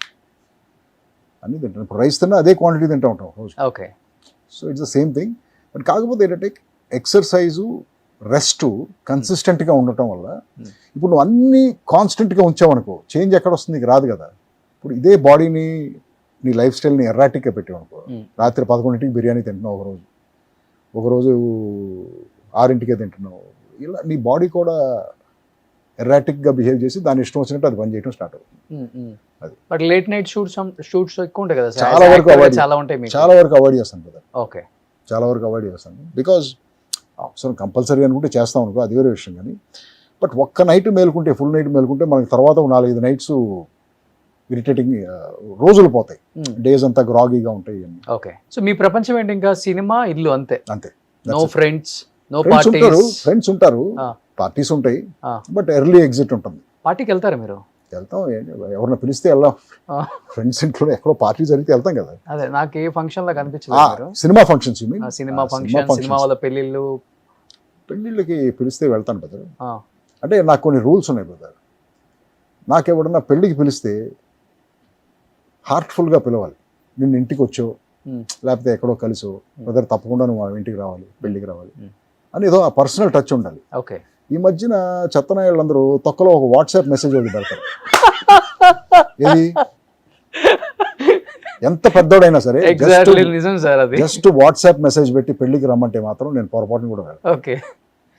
అది అసలు ఇన్విటేషనా, నాకు ఇన్ఫర్మేషన్? అది పెళ్లి చేసుకుంటున్నావు ఏంటది నాకు అర్థం అవ్వాలి కదా ఫస్ట్. సో అలాంటి పర్సనల్ టచ్ లేని పెళ్లిళ్ళకి మాత్రం వెళ్ళను కదా. ఫిక్స్ అయిపోయాను మెంటల్గా. బట్ నన్ను ఎవరన్నా పర్సనల్గా వచ్చి ఇంటికి వచ్చి పిలిస్తే మాత్రం అది ఏ ఊరైనా వెళ్తాను నేను డెఫినెట్లీ. ఎందుకంటే కాల్ చేస్తే ఓకేనా, మెసేజ్ అంటే నేను వెళ్ళను sir. Depends on the call also brother. Call కూడా డిపెండ్స్. కాల్లో ఉంటుంది కదా రిక్వెస్ట్. ఇప్పుడు ఆడెవడో మా ఏరియాలోనే ఉండి నాకు ఫోన్ చేసి చెప్పాడు అనుకో, అటు పొరపాటును కూడా అటు పెళ్లి కాదు. ఎందుకంటే మా ఇంటికి రావడానికి 5 నిమిషాలు పడుతుంది అంతే. ఏంటి అర్థమైందా నీకు? అర్థమైంది. సో అంటే ఈ రూల్స్ అని కాదు, బట్ ఆ పర్సనల్ టచ్ అనేది ఎక్కడైనా మిస్ అయింది అనుకో పిలుపులో, నేను అసలు పొరపాటును కూడా వెళ్ళను పెళ్ళి. అది చాలా ఇంపార్టెంట్ అనుకుంటున్నాను నేను. చాలా ఇంపార్టెంట్ సార్ అది. ఇప్పుడు 5,000 మందిని వాట్సాప్ మెసేజ్లో పిలవటం కంటే 500 మందిని అఫెక్షనెట్గా పిలువ. Yes exactly. ఎలాగో ఇప్పుడు ఈ పెళ్ళిళ్ళకి వచ్చిన వాళ్ళందరూ పెళ్లి మండపాలన్నీ ఇప్పుడు ఊరు బయట అయిపోయినాయి. ప్రతి ఒక్కడు ఆ ట్రాఫిక్లో తిట్టుకుంటూనే వస్తాడు పెళ్ళికి, అవునా కదా? అబ్బాయి ఏంట్రా ఈ తొక్కలో ట్రాఫిక్ ఎంతసేపు పడుతుంది, ప్రతి ఒక్కడు అక్కడే పెడతాడు, ఊరు బయట పెడతారు. ఎందుకు అక్కడికి వెళ్ళి ఓ చిన్న అటెండెన్స్, ఓ చిన్న స్మైల్ ఇచ్చి ఆ ఫోటోలో టప్పని దొబ్బాయి. ఎందుకండి పిలవటం ఎందుకు పెళ్ళికి? చూపించుకోవడానికి. ఆడ అటెండెన్స్ మనకు. సో ఇలా ఫీల్ అయ్యేవాళ్ళ పెళ్ళికి నేను వెళ్ళను కదా, బాగా క్లోజ్గా హ్యాపీగా పిలిచేవాళ్ళ 100%. గ్రేట్ అది. సో ఎందుకంటే నాన్నగారు ఇంతకుముందు అన్ని ఫంక్షన్స్కి ఆల్మోస్ట్ అటెండ్ ఆయన అయ్యేవాళ్ళు. బాగా అటెండ్ అవుతారు. అటెండ్ అయ్యేవాళ్ళు. ఎక్కడ ఆయనకి అందరితోనూ పర్సనల్ రిలేషన్షిప్ ఎక్కువ కదా, అవును. నాకు తక్కువ. అవును అవును. గ్రేట్. బట్ 6.2 ఈ హైట్ వెయిట్ ఫస్ట్ నుంచి బాగా మెయింటైన్ చేస్తున్నారు కాబట్టి లవ్ మ్యారేజా సార్ అరేంజ్? నాది అరేంజ్ మ్యారేజ్. పక్కా పక్కా అరేంజ్ మ్యారేజ్. మిమ్మల్ని ఆమె అర్థం చేసుకున్నారా, ఆమెను మీరు అర్థం చేసుకున్నారా? ఎవరిని అర్థం చేసుకోలేదు. ఆ. నాకు అంటే ఎవరో అరేంజ్ చేశారు. మా ఆవిడని ఒకసారి కలిశాను, మాట్లాడాము. మా ఫాదర్ డిసైడ్ అవ్వలేదు నేను ఇంకా. మా ఫాదర్ని మళ్ళీ కలవాలన్నాను, మళ్ళీ కలవమన్నారు, మళ్ళీ కలిశాను, ఇంకా డిసైడ్ అవ్వలే. మూడోసారి ఆయన అడగకుండా నేనే కలవడానికి ట్రై చేసి కలిశాను, మళ్ళీ మాట్లాడాము మా ఆవిడతో. తర్వాత ఆయనకి తెలిసింది మా ఫాదర్కి, మూడోసారి కూడా కలిశాను. మళ్ళీ 4వసారి కలవాలని మా ఫాదర్ చెప్పు తెగుతుంది అన్నాడు ఆయన. రే ఆడపిల్ల ఫ్యామిలీ ఏమనుకుంటారు 5 సార్లు కలిసి, ఓకే చేసుకుంటే చేసుకుంటానని చెప్పు, లేకపోతే వద్దని చెప్పు, అంతేగాని కలుస్తాను ఏంటి కలిసి ఏం చేస్తావు, ఏం పీకుతావు అది అని చెప్తే సో అలా ఇక I said yes and I got married అంతే. ఏం చేస్తుంటారు sir madam? My wife she was a teacher చాలా సంవత్సరాలు. Okay. Kindergarten to 6th grade teacher. Okay. చాలా సంవత్సరాలు షీ వాజ్ అ టీచర్ ఉంది. ఈ Okay. మధ్యన మానేసి నౌ షీస్ బికమ్ మళ్ళీ కాలేజ్లో జాయిన్ అయింది to study psychology, okay. Counselling pass అయింది. Now I think she wants to counselling ఏదో చేద్దాం అనుకుంటాను. బట్ ఈ సినిమా వాళ్ళతో అసలు cinema they come from army background. ఓ ఆర్మీ వాళ్ళు Army. చాలా స్ట్రిక్ట్ ఉంటారు. ఇంకా చాలా స్ట్రిక్ట్ ఉంటారు, చాలా స్ట్రిక్ట్ ఉంటారు, చాలా సోషలిస్ట్ ప్రిన్సిపల్స్ ఉంటాయి వాళ్ళకి. అవును. చాలా గ్రేట్ అది. Kids sir? ఇద్దరు కాలేజ్. సో మా అమ్మాయిది ఇప్పుడు గ్రాడ్యుయేట్ అవుతుంది ఈ మేలో, ఎంబీఏ చేస్తుంది రట్గర్స్లో యూఎస్లో. ఓకే. మా అబ్బాయిది ఎంఎస్ ఫైనాన్స్ అయిపోయింది. ఓకే. సో వాళ్ళు అకాడమిక్గా అయిపోవచ్చు. సో వాళ్ళకేం ప్లాన్ లేదు డైరెక్షన్ వైపు? ఇద్దరికీ ఉంది. ఇద్దరికి ఉంది. నేనే ఆపాను. ఏంటంటే ఏం చెప్పానంటే సినిమా అనేది ఎప్పుడైనా తీయచ్చు లైఫ్, బట్ నువ్వు బయోలాజికల్గా సోషలాజికల్గా కంప్లీట్ చేయాల్సిన కొన్ని పనులు ఉంటాయి లైఫ్లో, అవన్నీ ఫినిష్ చేసేయండి, తర్వాత సినిమా చేయండి. ఎందుకంటే ఇప్పుడు సినిమా పెట్టుకుంటే ఇవన్నీ డిలే అయిపోతాయి లైఫ్లో. అవును. సో ముందు ఇవన్నీ ఫినిష్ చేసేసి తర్వాత మీరు ఇష్టం, what ever you want you can do. Great. But ఇప్పుడు ఇంతమందితో మీరు యాజ్ అ యాక్టర్గా స్క్రీన్ షేర్ చేసుకున్నారు, లైక్ బిగ్ యాక్టర్స్ అందరూ కూడా. అసోసియేషన్ చూసినప్పుడు నాకు మహేష్ భయం బాబు- వేసింది నీ క్వశ్చన్. ఇంతమందితో స్క్రీన్ షేర్ చేసుకున్నారు కదా, ఎంతమందితో బెడ్ షేర్ చేసుకున్నారు, ఇలాంటిది ఏదో అడుగుతావని భయం వేసింది నాకు. ఆ తర్వాత అడుగుతాను కావాలని. సో అడిగేవాడు నువ్వు కదా ఇలాంటి క్వశ్చన్. బట్ మహేష్ బాబు గారితో ఉన్న అసోసియేషన్ డెఫినెట్గా డిఫరెంట్గా అనిపిస్తుంది మాకు. ఇద్దరిని స్క్రీన్ మీద చూసినప్పుడు అనిపిస్తుంది. అవును. But off screen Mahesh Babu గారు, రవిబాబు గారు అసలు ఎలా ఉంటారు? అంటే మేమందరం మెడ్రాస్ బ్యాచ్ కదా కదా. ఇప్పుడు మా ఇల్లు ఇదంటే అది మహేష్ ఇల్లు, కృష్ణ గారి ఇల్లు అదే, జస్ట్ డయాగ్నల్లీ ఆపోజిట్ ఉండేది. ఓకే. నాకు చిన్నప్పటి నుంచి తెలుసు మహేష్. టీనగర్ టీనగర్లో చిన్నప్పటి నుంచి తెలుసు నాకు మహేష్. తర్వాత ఇక్కడికి వచ్చి సినిమాల్లో కనెక్ట్ అయ్యాము, అది వేరే విషయం. బట్ చాలా జోవియల్గా ఉంటాడు, చాలా సరదాగా ఉంటాడు మనిషి. Like very cool, just with the friend. Yeah. But మురారిలో సీతమ్మ వాకిట్లో సిరిమల్ల చెట్టు ఇంచుమించు అంటే మీ కటౌట్కి, మీరు చేసిన క్యారెక్టర్స్కి, మీరు డైరెక్షన్ చేసే సినిమాలకి సంబంధం లేకుండా ఉంటాయి మీరు యాక్ట్ చేసే సినిమాలలో. ఒప్పుకోవాల్సి వస్తుందా సార్? అంటే క్యారెక్టర్ డిమాండ్ చేస్తుందా మిమ్మల్ని? డెఫినెట్గా రవిబాబు చేస్తేనే బాగుంటుంది ఈ క్యారెక్టర్ ఫీల్ అవుతారా యాక్టర్స్ కానీ డైరెక్టర్స్ కానీ? డైరెక్టర్ ఫీల్ అవ్వాలి బ్రదర్. డైరెక్టర్ ఫీల్ అయితేనే మనకి ఆ క్యారెక్టర్ వస్తుంది, లేకపోతే ఎలా వస్తుంది? డైరెక్టర్ అనుకోవాలి ఈ క్యారెక్టర్కి. కాస్టింగ్ అంటే అదే కదా మరి. కాస్టింగ్ అనేది ఒక పెద్ద ప్రాసెస్ కదా. కాస్టింగ్ మరి ఆ క్యారెక్టర్కి సరిపోయేవాడిని పెడితేనే కదా ఆ క్యారెక్టర్ పండుద్ది. సో డైరెక్టర్లు అనుకోబట్టి నాకు అలాంటి వేషాలు వచ్చినాయి. కృష్ణవంశీ అనుకున్నాడు కాబట్టి మురారి వచ్చింది. సీతమ్మ వాకిట్లో డైరెక్టర్ అనుకున్నాడు కాబట్టి నాకు ఆ వేషం ఇచ్చాడు. ఓకే. కానీ కొన్ని క్యారెక్టర్స్ అప్లికేషన్ మీద చేయాల్సి వస్తుందా? కొన్ని అనిపిస్తుంటది మిమ్మల్ని చూస్తున్నప్పుడు సినిమాలలో. నేను అసలు ఆబ్లిగేషన్ మీద ఏది చేయను, ఏది చేయరా? పొరపాటును కూడా చేయను. ఆ. ఎందుకంటే మనం ఎప్పుడైతే ఆబ్లిగేషన్ మీద చేస్తామో అదే బుక్ అవుతాం, ఆ. అదే బిగ్గెస్ట్ మిస్టేక్ అవుతుంది. అవును. సో ఏది రాంగ్ రీజన్ కోసం చేయకూడదు బ్రదర్ లైఫ్లో. సో ద రైట్ రీజన్ కోసమే ఆ పని చేయాలి. రాంగ్ రీజన్ కోసం మనం చేసిన పనులన్నీ మనకి ఎదురొస్తాయి, ఎదురు దెబ్బ తగులుతాయి. అది నమ్ముతారు మీరు? 100%. ఫిలాసఫీ. 100%. బట్ మధ్య ఎందుకంటే కంటిన్యూగా సినిమాలు చేస్తూ ఒక్కసారిగా యాక్టర్గా తగ్గించేశారు. యాక్టర్గా తగ్గించేసానంటే నాకు అలాంటి ఆపర్చునిటీస్ వస్తే చేసేవాడిని, మంచి ఆపర్చునిటీస్ వస్తే చేసేవాడిని. బట్ ఎవరు రాస్తున్నారు అలాంటి ఆథర్ బ్యాక్డ్ రోల్స్? ఇతను వేయాలి ఈ వేషం, కానీ ఇతనికి నేను రైటర్గా నేను ఈ వేషాన్ని ఇలా చెక్కాలి, చెక్కి ఈ నువాన్సెస్, ఈ ఆర్కు ఇదంతా ఇలా ఉండాలని చెప్పేసి ఎవరు రాస్తున్నారు? అలా ఎవరు రాయట్లేదు కదా ఇప్పుడు కథలు. రైటర్సే లేరు కదా బ్రదర్ ఇండస్ట్రీలో, తగ్గిపోయారు కదా. డైరెక్టర్లే పాపం కథలు రాసుకుంటున్నారు, వాళ్ళే తీస్తున్నారు, అంతేగాని ఇంత ముందులాగా లేదు కదా.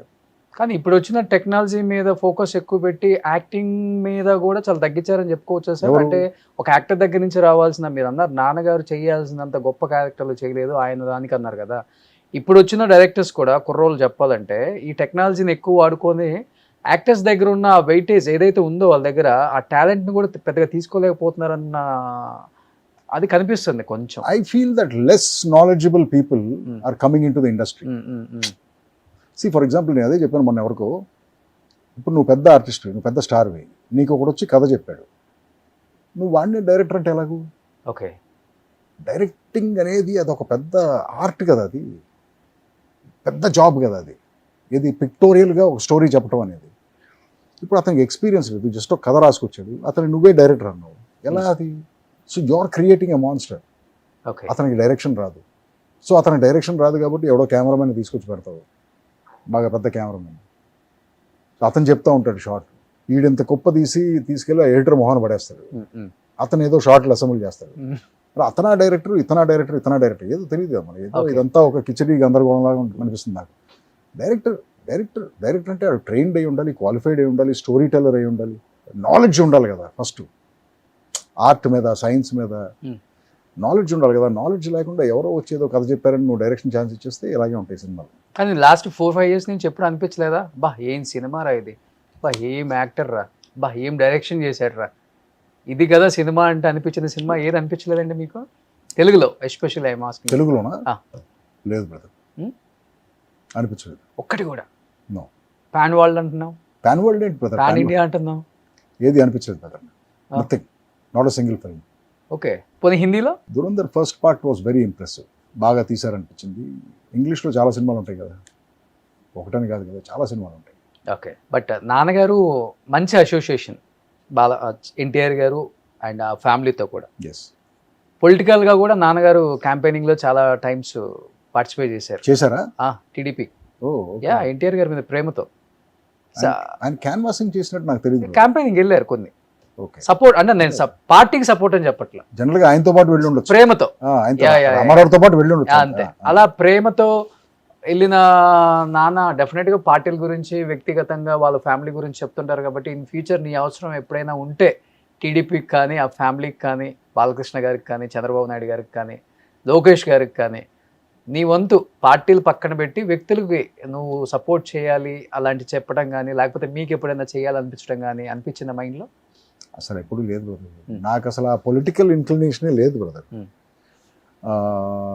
మా ఫాదర్ కూడా ఎప్పుడు నాతో ఇలాంటి విషయాలు డిస్కస్ చేసేవాడు కాదు. ఇప్పుడు ఆయనకి నిజంగా పాలిటిక్స్ అంటే ఇంట్రెస్ట్ ఉంటే రామారావు దగ్గరికి వెళ్ళి ఏదో పోస్ట్ తీసుకుని ఆ పొలిటికల్ ఫ్రెటర్నిటీలో తిరిగితే ఉండేవాడు కదా. ఆయన చేయలేదు కదా పని. జస్ట్ బేసిక్గా ఆయనకి ఏంటంటే మనిషి అంటే అభిమానం, and that should not be encashed. ఆ అభిమానాన్ని ఎన్కాష్ చేసుకోకూడదు. ఎప్పుడైతే ఎన్కాష్ చేస్తామో అది కమర్షియల్ ఈక్వేషన్ అయిపోతుంది. సో లాస్ట్ వరకు ఆయనకు అభిమానం అంతే, లేకపోతే ఆయన చాలా బెనిఫిట్ పొందుండొచ్చు కదా ఆయనకున్న క్లోజ్నెస్కి, అసోసియేషన్కి. డెఫినెట్గా. బట్ ఆయన no, he was not a man like that. But follow అవుతుంటారా పాలిటిక్స్ మీరు? ఎవరు? మీరు. ఏపీ కానీ తెలంగాణ కానీ? లేదు బ్రదర్, సీఎం ఎవరో తెలుసా ఇక్కడ తెలంగాణకి? 100% తెలుసు, కానీ ఆయన కూడా తెలుసు నాకు. బట్ అది కాదు పాయింట్. ఏంటంటే నాకు పాలిటిక్స్ కంటే సివిక్ సెన్స్ చాలా ఇంపార్టెంట్. మనం పొద్దున్నే 3:30-4 గంటలు నేను వస్తూ ఉంటాను, స్ట్రీట్ లైట్స్ అన్ని ఆఫ్ చేసి ఉంటాయి, చాలా కోపం వస్తుంది. ఎందుకంటే బ్లైండ్ టర్నింగ్స్ ఉంటాయి రోడ్స్లో, ఏం కనపడదు. సడన్గా నల్ల డ్రెస్ వేసుకుని ఎవరో పరిగెడతా ఉంటారు రోడ్డు మీద. ఇది పాలిటిక్స్కి సంబంధించింది కాదు, ఇది గవర్నెన్స్ను సివిక్ రెస్పాన్సిబిలిటీస్కి మనం ఎలక్ట్ చేసిన అఫీషియల్స్ చేయాల్సిన పనులు వాళ్ళు చేయట్లేదని చాలా కోపం వస్తుంది. ఇలాంటి ఇష్యూస్ ఉంటాయి కానీ నాకు మైండ్లో పొలిటికల్ ఇష్యూస్ ఏమి ఉండవు. నాకు పాలిటిషియన్స్ చాలా మంది ఫ్రెండ్స్ ఉన్నారు, ఆ పార్టీలో ఉంటారు, ఈ పార్టీ. రేవంత్ గారు కూడా మంచి ఫ్రెండా? నాట్ అ ఫ్రెండ్ బట్ తెలుసు నాకు ఆయన. ఓకే, కలిసారు. ఆయన సీఎం అవ్వకముందు ఎమ్మెల్యేగా ఉన్నప్పుడు కూడా తెలుసు నాకు ఆయన. ఎక్స్పెక్ట్ చేశారా సీఎం అవుతారని? అసలు నేను ఆ థాటే లేదు బ్రదర్ నాకు ఆయన అవుతాడా అవ్వడా ఇలాంటి. ఎలాంటి డిస్కషన్స్ ఉంటాయి మీ ఇద్దరు కలిసినప్పుడు? Very cordial brother. Only cinema, కూర్చొని గంటలు తరగడం ఎప్పుడన్నా కలిసినప్పుడు హలో బ్రదర్ ఏంటి ఎలా ఉన్నారు అంతే అంతే ఉంటుంది. కానీ నేను సినిమా ఆర్టిస్ట్గా ఆయన తెలుసు, ఆయన పాలిటిషియన్ అన్నది ఇంతే ఉంటుంది అంతేగాని it's not a personal friendship or anything. Okay okay okay.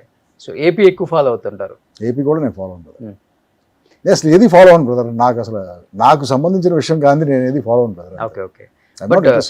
But Chandrababu గారు అరెస్ట్ బాగా ఫీల్ అయ్యారని విన్నాను సార్. 100%. I felt bad. ఎందుకంటే ఆయన నాకు అందరిలాగానే నాకు కూడా ఆయన బాగా తెలుసు అంతకు ముందు నుంచి. But I felt bad. ఎవరో చెప్పారు నాకు ఒక, అంటే మిగతా అన్ని తీసి పక్కన పెట్టిన ఆయన ఎందుకు జైల్లో పెట్టారు ఇదంతా I don't know the actual reason. నేను అప్పుడు ఏదో సినిమా షూటింగ్ చేస్తున్నాను కదా, రామోజీ ఫిల్మ్ సిటీలోనే అక్కడ ఉన్నాను. ఏదో డిస్కషన్ వచ్చింది జైల్లో పెట్టారు ఇలాంటిది అని. జైల్లో పెట్టారు అప్పటికే 1 వీక్ ఎంత అయింది అనుకుంటా. మన ఇండస్ట్రీలో నుంచి ఒక షాకింగ్ సైలెన్స్. అసలు ఎవరు మాట్లాడలేదు దీని గురించి. సమ్వేర్ పరోక్షంగా అయినా సరే తెలుగు సినిమా ఇండస్ట్రీకి ఎన్టీఆర్ ఫ్యామిలీకి కనెక్షన్ ఉంది కదా. సమ్వేర్ ఒక డైరెక్ట్ అసోసియేషన్ లేకపోయినా కూడా ఇందులో ఉన్న చాలామంది ఎమ్మెల్యేలు ఎంపీలు చేశారు. డైరెక్ట్గానో ఇండైరెక్ట్గానో ఆ పార్టీ నుంచి కానీ ఆ సీఎంస్ దగ్గర నుంచి కానీ బెనిఫిట్ పొందారు చాలామంది. పిన్ డ్రాప్ సైలెన్స్, ఎవరు మాట్లాడలేదు జైల్లో. నాకు ఒకే ఒక విజువల్ నాకు చాలా ఇబ్బంది అండి. ఒక 73-year-old మ్యాన్ సీఎం చేసిన అతను,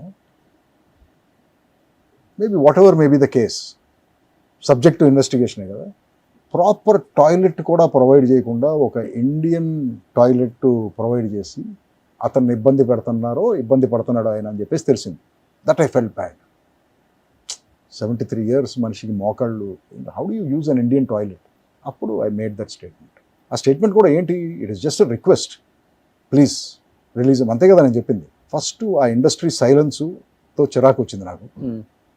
2 ఇది పాపం అనిపించింది. ఎవరు కనీసం ట్వీట్ కూడా చేయలేదు. నథింగ్. ఎందుకని, దేనికి భయం? To make a request. ఇప్పుడు ఇమ్రాన్ ఖాన్ అక్కడ జైల్లో ఉన్నారు, ఆయన ఎంతమంది మన క్రికెటర్స్ రిక్వెస్ట్ పెడుతున్నారు, గవాస్కర్ గారి దగ్గర నుంచి కపిల్ దేవ్ అందరూ రిక్వెస్ట్ పెడుతున్నారు కదా, ప్లీజ్ ఆయన్ని హ్యూమన్గా చూడండి జైల్లో. బికాస్ ఏంటంటే వీళ్ళందరూ గ్రేట్ అచీవర్స్ కదా బ్రదర్. ఎగ్జాక్ట్లీ. ఎక్కడో ఏదో తప్పు చేసి ఉండొచ్చు, లేకపోతే వేరే పొలిటికల్ మోటివేషన్స్ వల్ల జైల్లో పెట్టి అవన్నీ అయ్యి ఉండొచ్చు. బట్ ఆ బేసిక్ హ్యూమన్ డిగ్నిటీతో ట్రీట్ చేయాలి కదా మనిషిని, ఎస్పెషల్లీ ఆ స్టేచర్ ఉన్న మనిషిని. Imran Khan prime minister of Pakistan. So అలా అదే అనిపించింది అనమాట అప్పుడు. ఆ తర్వాత నేను మళ్ళీ ఆయన్ని కలవలేదు, నేనేం చేయలేదు, జస్ట్ అది ఆ వీడియో పెట్టడం తప్ప. రేజర్ May 8th రిలీజ్ అవుతుంది కదా. అవును. అలా సక్సెస్ మీట్లకి వెళ్ళినప్పుడు ఒక హాయ్ చెప్పారు, ఏముంది? నేను అది కూడా చేయను బ్రదర్, సక్సెస్ మీట్లు ఇవన్నీ చేయను బ్రదర్. మీకు ఇష్టం ఉండదు కదా? నాకు ఇష్టం ఉండదు. The film should talk for it self brother. Cinema దాని గురించి అది మాట్లాడుకోవాలి కానీ, బట్ నేను వెళ్ళి సక్సెస్ మీట్లు పెట్టి ఇలా డబ్బా కొట్టుకుంటాం ఇవన్నీ నాకు ఇష్టం ఉండదు. Okay okay. సో ఇందాక నేను ఒకటి అడుగుతుంటే మీరు ఏదో బెడ్ షేర్ అన్నారు, ఎందుకని సార్ అది? కాదు, ఇప్పుడు నేను ఇంటర్వ్యూకి వెళ్తే ఇలాంటి పిచ్చి పిచ్చి క్వశ్చన్లన్నీ అడుగుతూ ఉంటారు నన్ను. అందుకు మీరు సడన్గా ఇదేమన్నా వస్తారేమో ఈ సైడ్ అని చెప్పి ముందే హింట్ ఇచ్చాను, అటు వెళ్ళొద్దు బ్రదర్ నువ్వు. ఓకే. డెఫినెట్గా మీకు ప్రపోజల్స్ వచ్చి ఉంటాయి, అది వేరే విషయం. ఏం ప్రపోజల్స్ బ్రదర్? మంచి హైట్ బాగుంటారు కాబట్టి. I choose not to comment on this. అంతేనా? వచ్చినాయి. I neither confirm Nar deny what you're saying. అంటే ఆ టైంలో ఆన్సర్ చేశాను కదా, నువ్వు నన్ను అడిగింది నేను కన్ఫర్మ్ చేయట్లేదు, కాదని చెప్పట్లేదు. ఓకే, నీ ఇష్టం, నువ్వు ఎలా అర్థం చేసుకుంటే అర్థమైపోయింది, ఆడియన్స్కి అర్థమైపోయింది.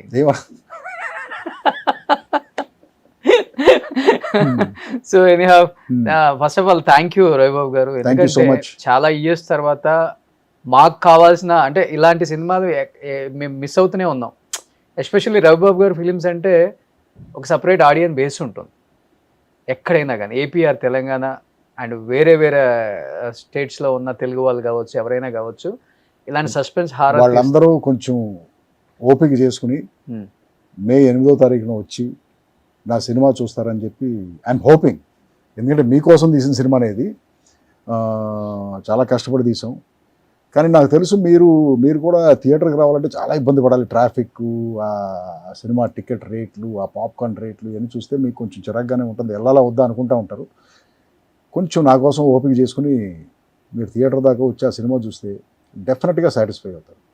మే 8 అందరూ అడుగుతారు, మే 8వ తారీఖున ఎందుకు చేస్తున్నారు సార్ మీరు చెప్పిస్తే, మే 8వ తారీఖు యాక్చువల్గా నాకు మే 1నే చేద్దాం అనుకున్నాను. ఓకే. కానీ అప్పుడు ఏదో ఒక పెద్ద సినిమా వస్తుంది అని చెప్పేసి నాకు ఆ డేట్ కన్ఫర్మ్ చేయట్లేదు డిస్ట్రిబ్యూటర్స్. ఎందుకంటే ఆ మే 30వ తారీఖున పెద్ద సినిమా అది ఏమో రాదు పెట్టదు. చాలాసార్లు ఈ పెద్ద సినిమాలు ఒక డేట్ అనౌన్స్ చేస్తారు. దానివల్ల ఏంటంటే ఈ చిన్న సినిమాలందరూ సర్దుకోవాల్సి వస్తూ ఉంటుంది. వీళ్ళు సర్దుకున్న తర్వాత ఆ సినిమా డేట్కి రావట్లేదు అంటారు. సో సేమ్ ఇలాగే ఈసారి కూడా జరిగింది. జరిగితే అప్పుడు నాకు డేట్స్ ఓపెన్ అయిన డేట్స్ ఏంటంటే మే 1 ఒకటి, ఓకే, మే 8 ఒకటి, మే 15 ఒకటి, ఇలా ఈ మేలో ఉన్న డేట్స్ అన్ని ఓపెన్ అయింది. సో నేను లక్కీగా కుదురుతుంది కాబట్టి మే 8 చూస్ చేసుకున్నాను. మే 8 మా ఫాదర్ బర్త్డే. ఓ మే 8 చలపతిరావు కదా. మే 8 మా ఫాదర్ బర్త్డే. సో అందుకని ఆ డేట్ చూస్ చేసుకుని ఆ రోజు రిలీజ్ చేస్తున్నాం ఆ సినిమాని. సో ఫుల్ సస్పెన్స్ అన్నమాట. సస్పెన్స్ కాదు brother, it's action thriller but engaging గా ఉంటుంది. ఓకే. స్టార్టింగ్ సీన్ నుంచి ఎండింగ్ సీన్ దాకా బాగా ఎంగేజింగ్ గానే ఉంటుంది సినిమా. సో డెఫినెట్గా మే 8న వస్తున్నారు కాబట్టి సార్ కనీసం ఇయర్కి ఒక సినిమా తీయండి సార్. ట్రై చేస్తాను బ్రదర్. మీరు ఇలాంటి సినిమాలు తీయండి చాలు. సినిమా ఇండస్ట్రీలో గొప్పతనం ఏంటంటే మనం అనుకున్నది ఏది జరగదు.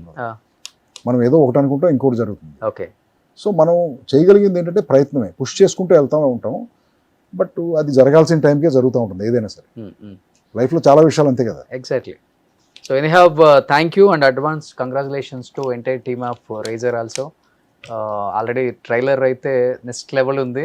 Thank you. ఎప్పుడెప్పుడా వెయిట్ చేస్తున్నాం మిమ్మల్ని బిగ్ స్క్రీన్ మీద మీ యాక్టింగ్ ఇలా చేసే వాళ్ళు చాలా రేర్ ఎవరు ఉండరు కాబట్టి ఆ రైజర్లో మళ్ళీ చూడాలనుకుంటున్నాం. Thank you sir. Thank you so much sir. Thank you so much Roshan. Thank you. Suman టీవీలో మీ పర్సనల్ అండ్ బిజినెస్ ప్రమోషన్స్ కోసం కింది నెంబర్కి కాంటాక్ట్ చేయండి.